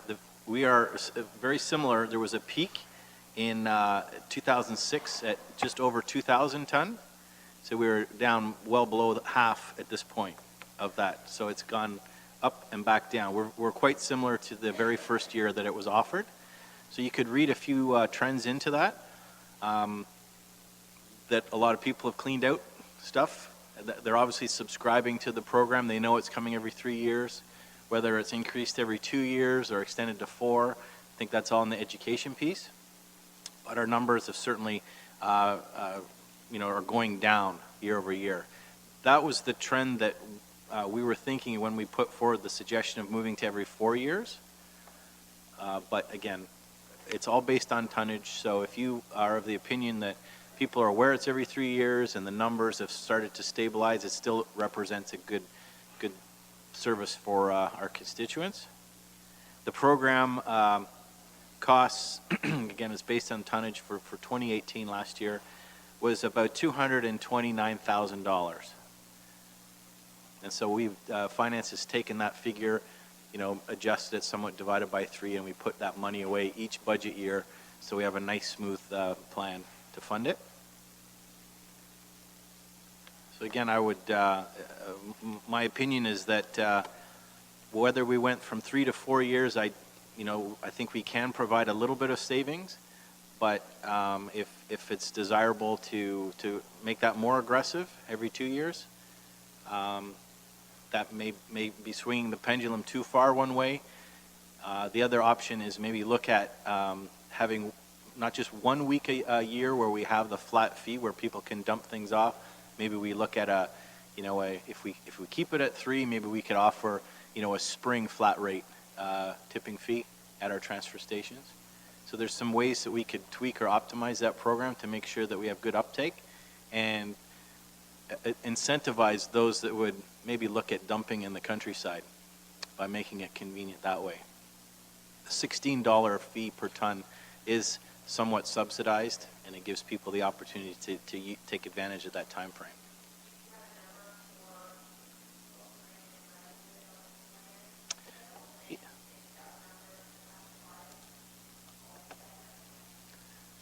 Yeah, so the bulky, what I just shared with you is we specifically track that. It's collected, it's weighed. That's what we know what that bulky program is.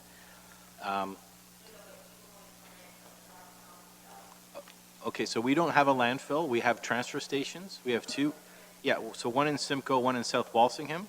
As an example, we had over 23,200 vehicles used that site over the course of 2018. That's a pretty decent figure. The tonnage, it's approximately 3,100 tons of material. That includes garbage, metal, and wood that would be source separated. There's obviously some value to the metal, and that would come out of revenues. So the cost, the money that was earned, the way tickets that people have paid for both sites is $427,000. And it cost us just slightly over $1 million to run both those locations. So the operating costs. So the difference between the revenue and the operating costs for both sites is a little shy of $600,000. Is there a breakdown by chance of what would be contractors and what would be private citizens bringing in materials? This would all be private citizens bringing material in. We would have our contractors would weigh in. That's a separate thing that's managed through the waste collection program. Would there be perhaps another consideration would be like for 2 weeks a year we open it up where private individuals could bring their materials on a, free of charge basis? My experience in that is it was called an amnesty program where it's free for a week. It was determined to use a flat fee. In this example, I think it was $10. $10 is now $16, and a lot of it has to do. We still have to dispose of this material, so there is a cost. We thought that was fair and reasonable, but if council decides to make it free for a week in the spring or 2 weeks, or in between those years of the curbside bulky pickup, that could be explored. The $16 though is, you just said it was a subsidized amount, so it's still actually costing us to be able to go and do that pickup rounds, right? Well, this would be people bringing material. No, the $16 flat fee, that's with a pickup, isn't it? No, that's what it would cost any of us to bring material during that week, whether it was 100 pounds of material or 2,000 pounds of material. Sorry, I'm confused. I thought you said before there was a program that was advertised in the garbage, in the flyer that goes out, that said that there was a $16 pickup that people could elect to do. Right, that's right. In September of each year, we have 1 week where residents can bring whatever waste. Each time they cross the scale, it's $16, whether they have 100 pounds of material or 2,000 pounds or kilograms. Oh, I see. It's at the state. I misunderstood that before. Yeah, but you I thought bring it there. was. Yeah. What's that? Drop off. Got it. So when we do that, just clarify again, every year? So you can go at any time and pay the going rate, the tipping fee rate, but if you accumulate any garbage material you want to dispose of, you could take advantage of that 1 week in September and pay the flat rate of $16.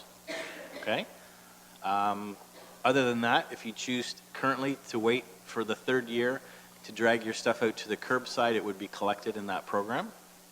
So what would be the thought if we did somewhat of a gamble on if $50,000 is currently being allocated to Public Works to go and do pickup of garbage that's left on street side, of taking part of that allocation? Of course, we have to consider FTEs in the future that go along with that, but taking part of that time, figuring out what that is, and saying that instead we're going to offer this, not all of it, but some of it to do another week at the dump at that same rate and basically subsidize I would it. caution working with the FTEs, because when we put two staff members out to go and pick up garbage. If they didn't have to do that, they'd be doing another task that we would have to pay them for. The money you're saving, if you didn't have to go and pick up that garbage, is the garbage they're physically collecting, bringing to the transfer station, weighing it in, dumping it, and we then absorb that cost. So, again, it's hard to estimate, but there probably would be some money. And again, it only depends if everybody plays fair, if they're willing to take advantage of these. Well, that's why I wouldn't propose taking all of it, but perhaps some of it might be useful in subsidizing. Councillor Van Passen. Yes, thank you, Madam Mayor. I think I got a pretty good explanation from our staff on that, and I don't know if we need a motion for this, but if we set aside $100,000 a year, because it costs $300,000 every 3 years, if we set aside $100,000 a year, in theory, if we do it every second year, the tonnage will be down, the cost will still be the same. Generally speaking, I don't have a problem storing my old mattresses for 4 years, but I've got 2 tobacco pack barns, a couple of pole barns, a few converted old kills. I've got about 20,000 square feet of space to store my old mattresses. I'm pretty sure not everybody in the subdivision in downtown Simcoe has that sort of equivalent, and storing an old mattress in your garage for 4 years maybe is pushing the envelope, and it's going to end up in my ditch at the back of my farm anyway. So I think if we just leave the budget but work towards a bulky item pickup next year, and it's going to be 2020, that'll be 2 years out from last year's. And I'd also like to follow up a bit more on the suggestion of, we have that amnesty or that reduced rate garbage at the transfer stations in the fall, but maybe do one spring and fall, because that would give everybody, just don't be the friend who owns the pickup truck, because you will get calls, I think spring and fall is a great idea. But would we need a motion to sort of like not make that reduction, but also work towards a bulky item pickup in 2020?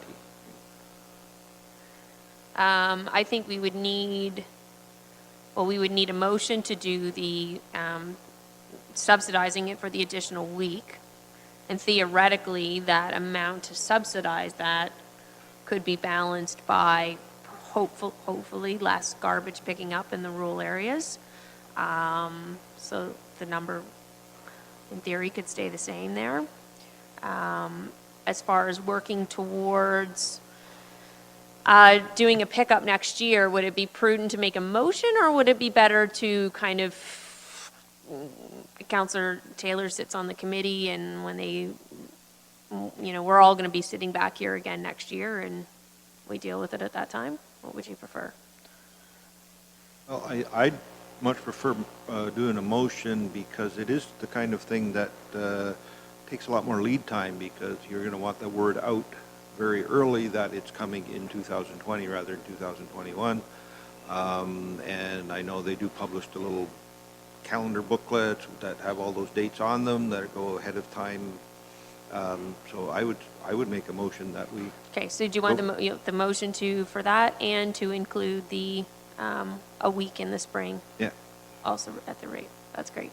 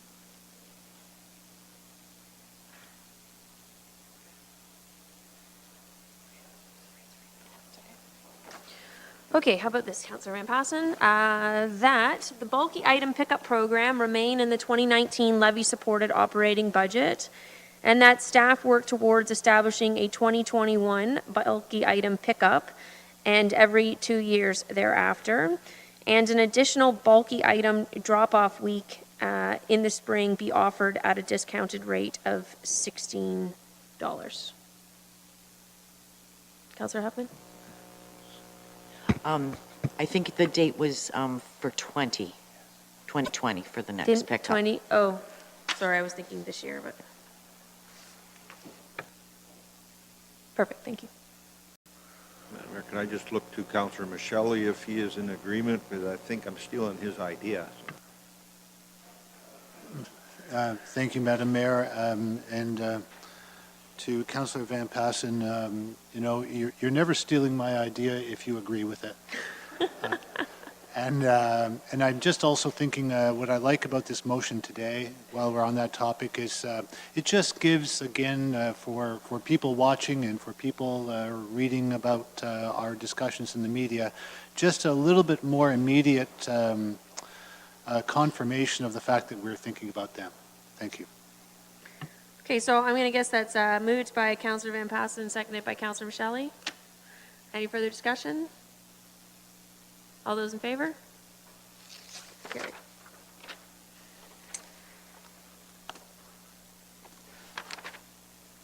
I'll turn it over to you. So, thank you, Madam Mayor. Now, we've gone through the list, and this list is basically what we have come up with over the last 3.5, 4 weeks. And the next item that I wanted to bring to council's attention is, well, first of all, we're now at 2.2%, I believe, and $4.92 per month for the median homeowner. And 2.2% is just a hair over what our CPI is for the year, so that's a pretty good number. Now, a lot of discussion happens during budget deliberations that deals with policy changes and so on and so forth. And so we do have a list or what we call a futures list of policies that staff with feedback from council that we are working on. And this list basically what happens during the year is we review the policies, and whatever comes out of those policies, either through council reports, then will be reflected in either the 2020 budget, or if there's no time this year, like in following budgets and so on and so forth. So on your screens, you can see there are some items that we are working on. I won't read them all, but basically these are items that are on on our drawing boards that we're trying to come up with future cost savings. And again, not necessarily the 2020 budget, but budgets in the future. So we just wanted to bring that to council's attention. And of course, if there's anything else that council wishes for staff to work on, we would be more than happy to provide a report to council with future efficiencies.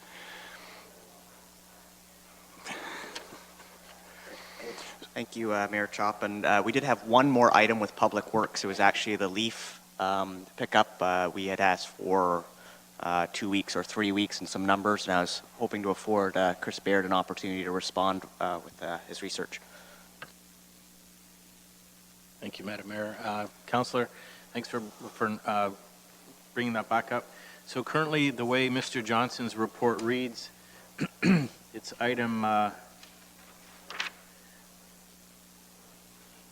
Item 28, eliminate leaf and yard spring pickup. I've got a few figures here. So Councilor, remind me again, you were suggesting we go to a 2-week spring and a 3-week fall. Does that sound correct? I didn't want to touch fall, but I was hoping to explore options of tightening up spring. And okay. I believe it's a 3-week program currently. Okay, what we have here is proposed to remove that entirely. I was interested in reducing it by 1 week. Okay, so I do have some figures here. Keep in mind, the way it currently exists right now, it would be 6 weeks in the spring and 6 weeks in the fall. Okay? If we go to a 4-week spring and a 5-week fall, there's $19,000 potential savings. If we go to a 3-week spring and a 4-week fall, we have a $40,000 potential savings.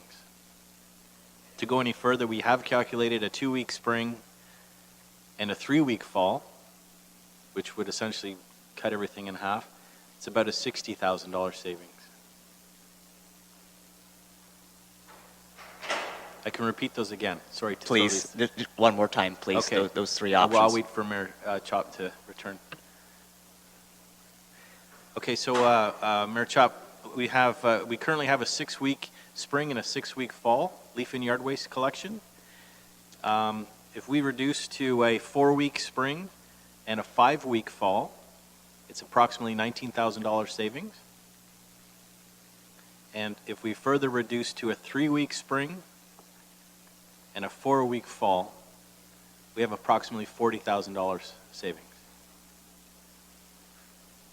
This happens every week, correct? They can put it out? No, this is a set time in the spring and Yeah. a set time in the fall.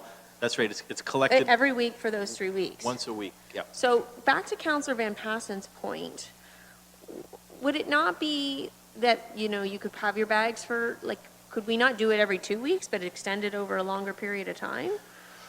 Okay, so here's the issue. So we pay by the ton, and so if you rake up a ton of leaves, as an example, and let's say you do a half a ton one week and a half a ton the next week, you're still collecting 1 ton. That's what we're paying for. Or if we just leave it there and collect it just once, there's not much savings. No, I understand, but it's also about the window itself. So, like you made the comment before, sometimes the leaves don't fall at the same time. So if the proposal is to shorten it to a 3-week window where we pick up every single week, well, what happens to the other 3 weeks when there's twigs and leaves sitting on the ground, as opposed to keeping it at the 6-week window, but making the savings by doing the pickup every 2 weeks?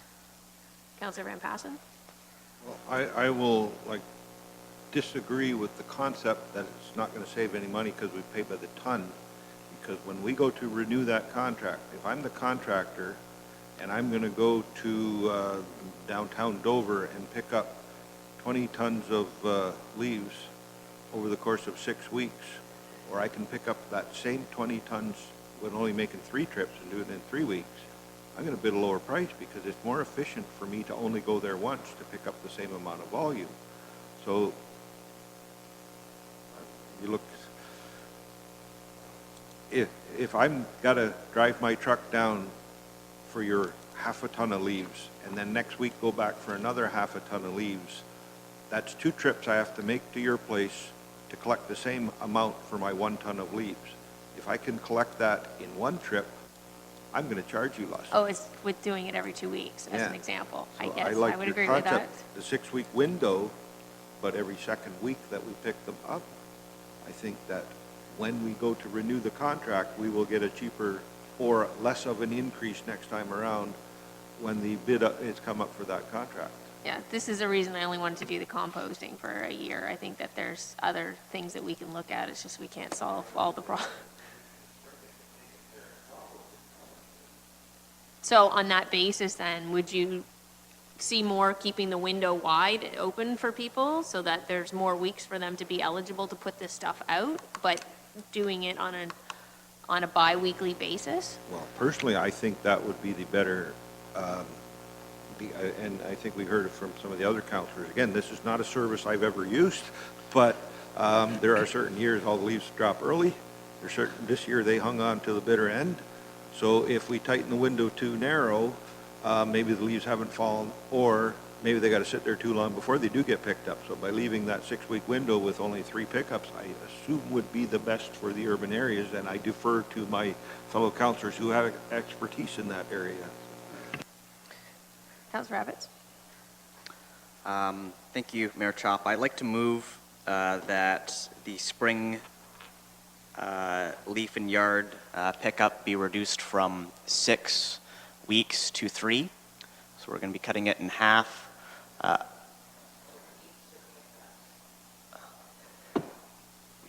We're just changing changing it around. We're really kind of keeping that in there like you're thinking, but we're going to keep the window the same and just do it an every other week pickup so that we're not Correct, sorry. forcing the Six leaves to come. pickups to 3 pickups. We'll do it every other week. So again, the window is still maintained. We're just reducing the frequency of trips. And I would like to leave alone the fall pickup because I believe that's where the leaf concern is that I had addressed earlier. And right now we're talking about reducing the amount of sticks on the ground and the clogging of the drains in the urban areas. And this would still allow us to realize some cost savings. And I would like to have a response from our staff here to my proposal for going from the 6 to the 3 and leaving the fall as is, and what the dollar value rough estimate would be for savings. Through the mayor, keep in mind, we pay by the ton, not by the pickup. So Councillor Van Passen was just saying, if we just amass a whole bunch of leaves in bags at the end of your road, end of your laneway, and we only pick it up once, that's not necessarily a savings. It's still the quantity that's the tonnage. The concept of shortening the window is that people will deal with things themselves. They may, if they miss that, they may take it to the transfer site directly, or they have a friend that lives in the country that has a big compost pile, things like that. So you're making it less convenient, and that's resulting in some savings. So it's a level of service reduction that's creating a marginal cost savings. At the same time, though, only so many leaves and so many branches fall. So it's just that by shortening the window up too short and the leaves didn't fall here or the branch in the spring and now they fall over here, it's not that the volume is increasing, it's just the fact that we're giving them the opportunity to capture the leaves and the branches actually falling, right? Yeah, that's true. On the thinking of the by the ton argument there. That's true, correct. Thank you for that information. I'm brought full circle back, and I got talked into that a little bit here. I would like to reduce the window, to cut it in half, 3 weeks altogether for, 3 pickups altogether, reducing that window. We were looking at removing it entirely, and I think that's a more reasonable alternative to still allow for that spring pickup. We're reducing it by half the amount of time that we'd be picking up, reducing our tonnage, and that would allow us to have some cost savings, I believe. So that's the intent of my motion is to, we were looking at 6 and 6, 6 pickups in the spring and 6 in the fall, and I would like to reduce the number to 3 in the spring and 6 in the fall. That way we don't touch the fall pickups. So, Mr. Barrett, can you just confirm that it was 6 in the spring? 2018, so last year, there was 6 in the spring and 6 in the fall. And the reduction that you had proposed was getting us to Was basically eliminating the 6 in the spring. the 6 from the spring. So we could, and just so I understand your proposal correctly, we're going to keep the 6-week window, just do 3 pickups on a bi-week basis. I'm proposing to reduce the 6 to 3 in the spring. To 3 pickups or 3 weeks? 3 pickups. 3 pickups on a bi-week basis. So the window is the same. No, I was also intending to reduce the window as well. Okay. Do I have a seconder for that motion? Okay. Somebody like to propose a different motion? Councillor Taylor? I was wondering if the friendly amendment, because I think the support is around the table for a bi-weekly pickup schedule, if you'd be amenable to that. Well, I think we've already lost that motion, Oh, so okay. we're going to need a new motion now. Oh. Sorry. Well, in that case, I would like to move that we do the bi-weekly pickup schedule and whatever we had written down for Councillor Rapid's motion. Didn't I?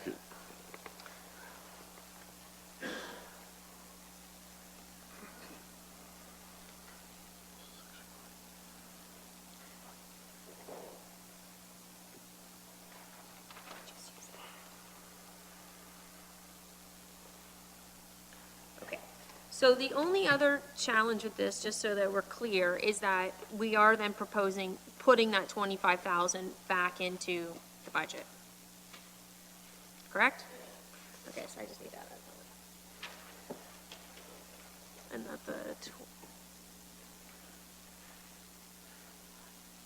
that the leaf and yard spring pickup.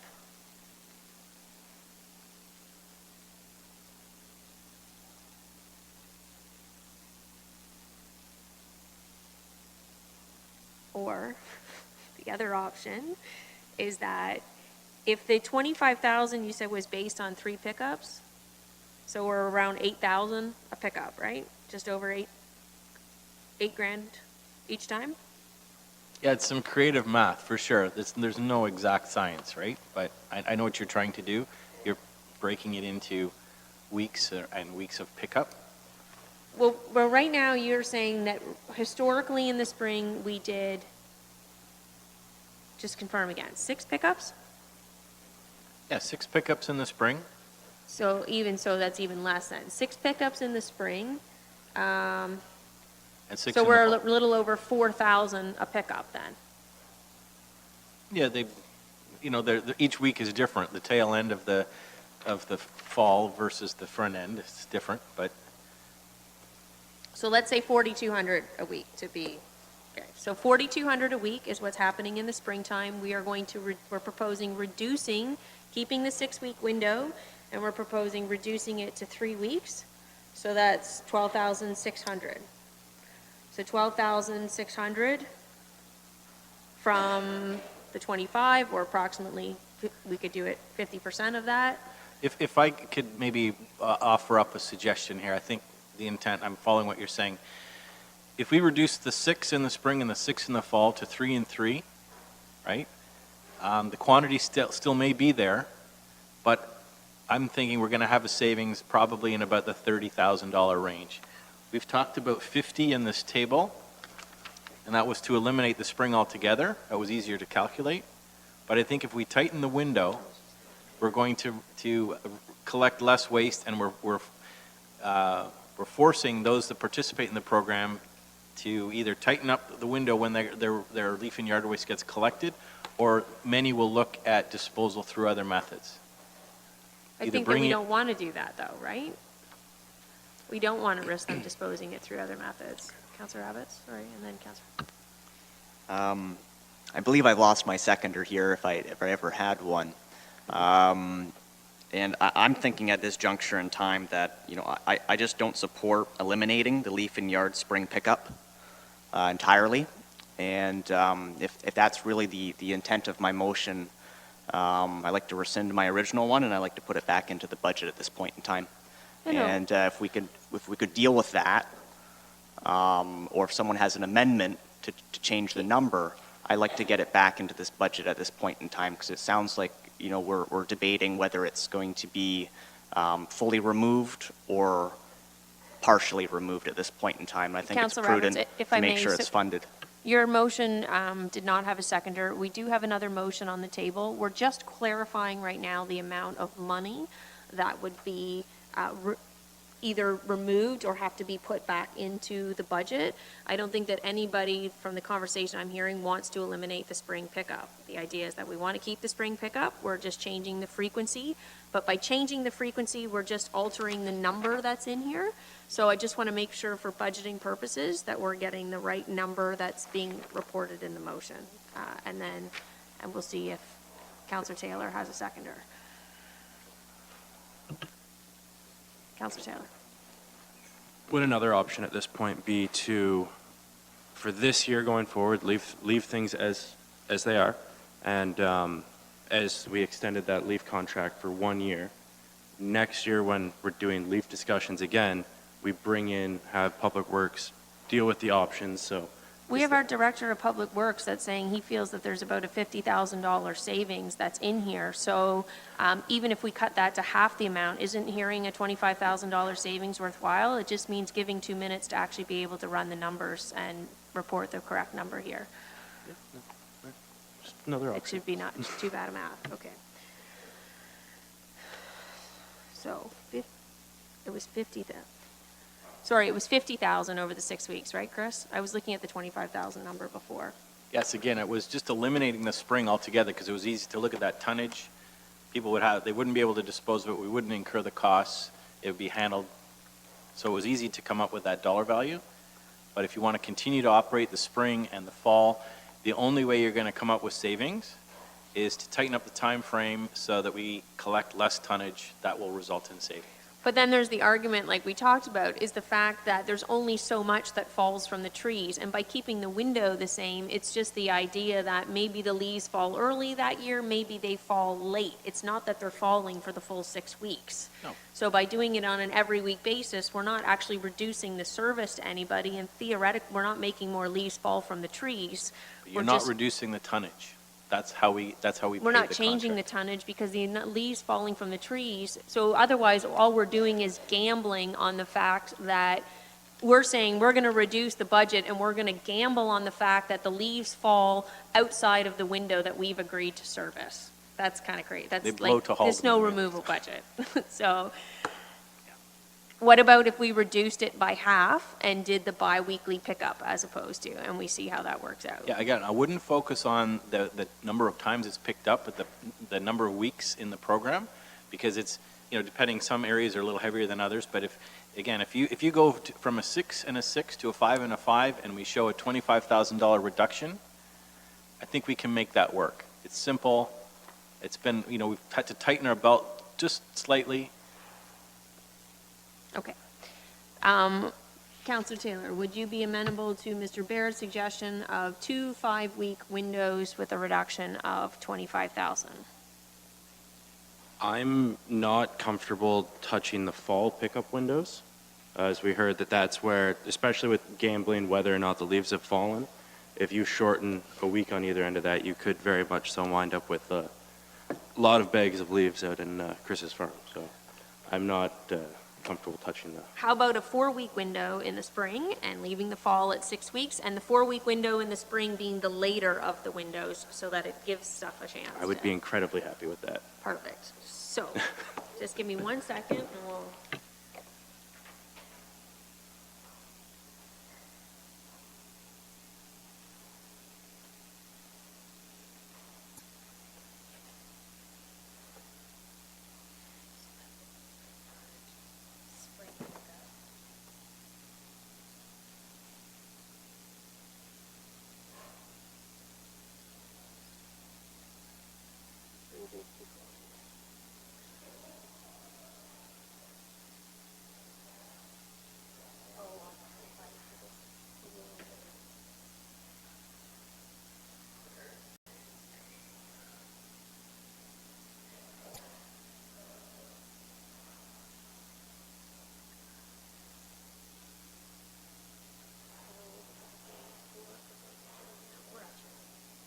And just that, and 25. Do you want, James, would you prefer that 25,000 be added back in and that 25,000?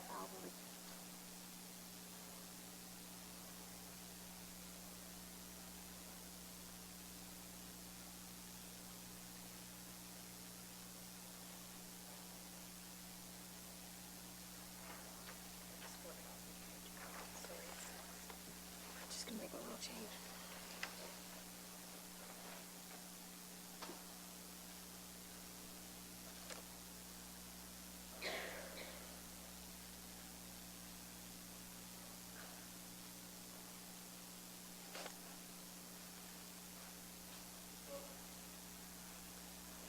Okay, so how about this, Councillor Taylor, that the leaf and yard spring pickup be reduced to 4 weeks, and those 4 weeks be the later of the 4 weeks in the pickup schedule, and that 25,000 be added back into the 2019 levy-supported operating budget.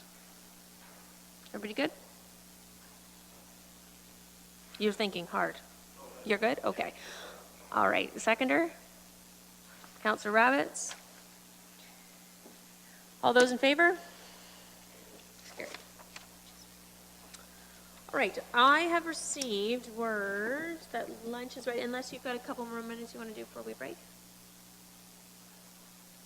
I think we're going to come back probably with a few other things, so. Yes, so So we're standing right now at $4.97 per month, still hanging around at the 2.2% mark. I believe we have a couple outstanding items to talk about after lunch. One of them, the Police Services Board request, and any other questions that council may have on any of the discussions today. And hopefully we can wrap things up in a timely manner. Just after lunch with some of with the police board and the library service at the external boards, if we might be able to see a couple of historical trends over that. Perfect. Councillor Van Passen? Thank you, Madam Mayor. I still want to go back to that training and development budget that we had put off this morning. Yeah, we did cut out some, but there's still the matter, like, there's an increase in the budget year over year of $86,000. I got the impression that there was kind of a few areas that you still wanted to touch on, so that's what I was thinking. Maybe I if got we a few go, other ones, but I don't want to lose that one off of this sheet that we talked about this morning. So. do you want to do it right now, or do you want to go have lunch and then come back, and that'll be the first thing we do? Well, like, I don't know if we want to go through line by the different departments. When I go by the summary they gave us, the budget is $616,000, which is an increase over last year's budgeted amount of $85,600. And last year on the actuals, they were actually $45,000 under budget. So I'm thinking there is room to cut a bit out of that budget. But again, because that's a total of all departments combined, how can I go about saying, well, we should just cut arbitrarily an amount and the department head's got to fight over who gets it? Or do we got to go through the different departments line by line to find out where there's room? Or I think in the past, actually, council did make just a massive cut to the training budgets. When Okay. you see the reductions that they've proposed in the past, even last year, when I looked into it, of what they moved for at council. So I don't think that's unusual for us to just do a large sweeping cut on an item like that and allow them to figure it out. so if we could reduce the budgeted amount by another 54,900, would leave it at last year's level? Thank you, Madam Mayor. I just wanted to make sure council understands the numbers that were given to you through with the email and the printout, the 309-page printout. That doesn't include the 30,000 that we cut today. So if that's on top of the 30,000, that needs to be very, very clear in the resolution. Okay.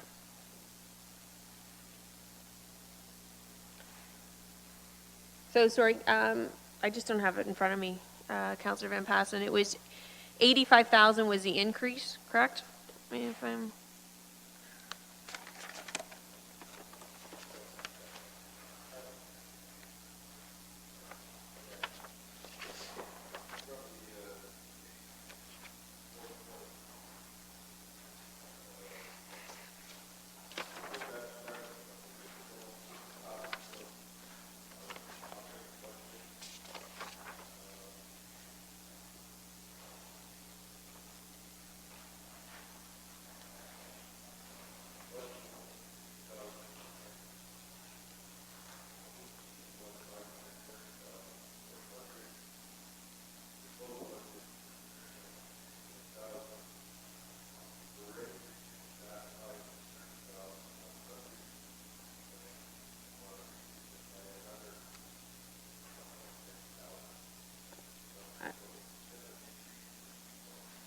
Well, what I find interesting when I look at the historicals there is the fact that, we saw in 2016, there was a 9.8% increase, and then there was a slash in the budget. I believe I've even seen the motion when that was made. They took off 16.5%.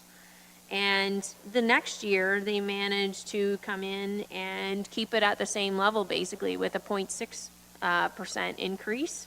And now we're seeing this massive jump again for the 10.7. So.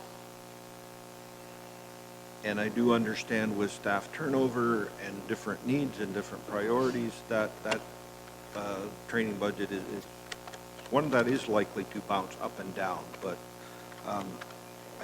still think there is room to reduce it by an additional 50,000, which would still be more than last year's budget, which is still more than last year's actuals. Plus the additional training that we Yeah. cut earlier. And if I just say 50,000, I don't have to do the math. Okay, so is that a motion that you're putting on the floor then? Yeah. To further reduce Further reduced by 50,000. the training budget by an additional 50,000 over and above the previous reduction? Yeah. Okay, do I have a seconder for that motion? Councillor Michelli? Any discussion? Councillor Rabbit? Thank you, Mayor Chop. And I would like to just ask staff what they envision the impact of that being, if they could summarize. And I'm looking. I think it's tough because it comes across all departments, But so. I just want to make sure that before we go ahead and vote on it, we allow our staff an opportunity to respond to the motion. Through you, Madam Mayor, I can start. I'm sure Mr. Slichenkov will add some items. So within that budget line item, just to be clear, that includes seminars and conferences, tuition fees, certificates, and a lot of it is policy driven. So therefore, if there's a requirement for your job, for whatever that job happens to be, to have certain education levels, then that's in our existing policy. Mr. Slichenkov could expand on that if needed. So the areas, obviously the policy-driven budget areas, we wouldn't be able to adjust. It would probably be other areas where we may have to cancel some conferences and seminars or items like that. But until we dig into it, we wouldn't be able to tell you exactly. So last year, council, I also remember that motion made a pretty big motion just to make a significant cut. That's how they got back to the 0.6% increase. So really, they held the rates, the level steady, the budget steady, and they've managed to come in under budget as well, as Councillor Van Passen is pointing out. So again, this wouldn't affect one department in particular. It would be up to our entire senior leadership team to determine how that division happened across their departments. Through you, Madam Mayor, in responding to Councillor Rabbit's question, sort of the face that I made was the difficulty in which one is to describe the impact of reduced training across the board, because it could the extent to which it applies to an emergency service or to frontline staff or to technical experts that are significantly more at flux of legislative changes and what happens if we get laws passed and the reaction of training staff. It's a difficult one. I can tell you we have significant, certainly, debate amongst ourselves about that. The line that I like to use when we discuss, staff training and staff retention, or sort of the quote that I like to use, because the retention piece is significant, and especially if we invest money in our staff, and that is, what if we invest money in our staff and then they leave us? But then the converse is also true, is what if we don't invest money in our staff from a training perspective, but they stay? And what is the impact of that? And quantifying that impact is incredibly difficult. We've certainly prior to the arrival of a large contingent of our senior management team have advertised ourselves as a learning organization, and that was certainly part of the total value proposition in terms of in attracting folks to come here. So whether there's any impact in that regard, I'd be purely speculating at that point. We will work as an SLT team in responding in the best way that we can to instructions of council, and sort of find ways to make those cuts as requested by council in a way that is least impactful at the end of the day to the citizens of Norfolk County. As to quantify as to what the individual impact would be, it's quite difficult to do. Thank you, Mayor Chop, and if I just may respond, I would like to put forward a friendly amendment that the intent of this motion is not to cut training for essential services or any statutory required training, if you would be agreeable to that.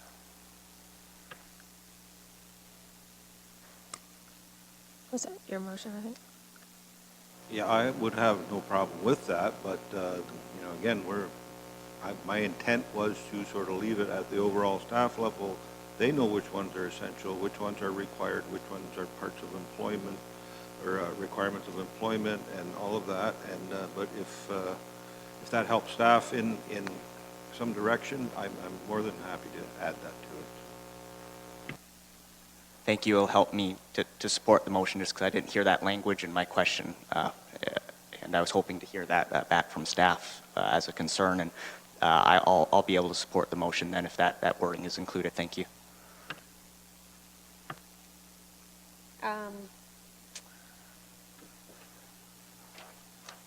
Okay, so the motion moved by Councillor Van Passen, seconded by Councillor Michele, that council approve the proposed training and development reduction of $30,100 and that the training development budget be further reduced by $50,000.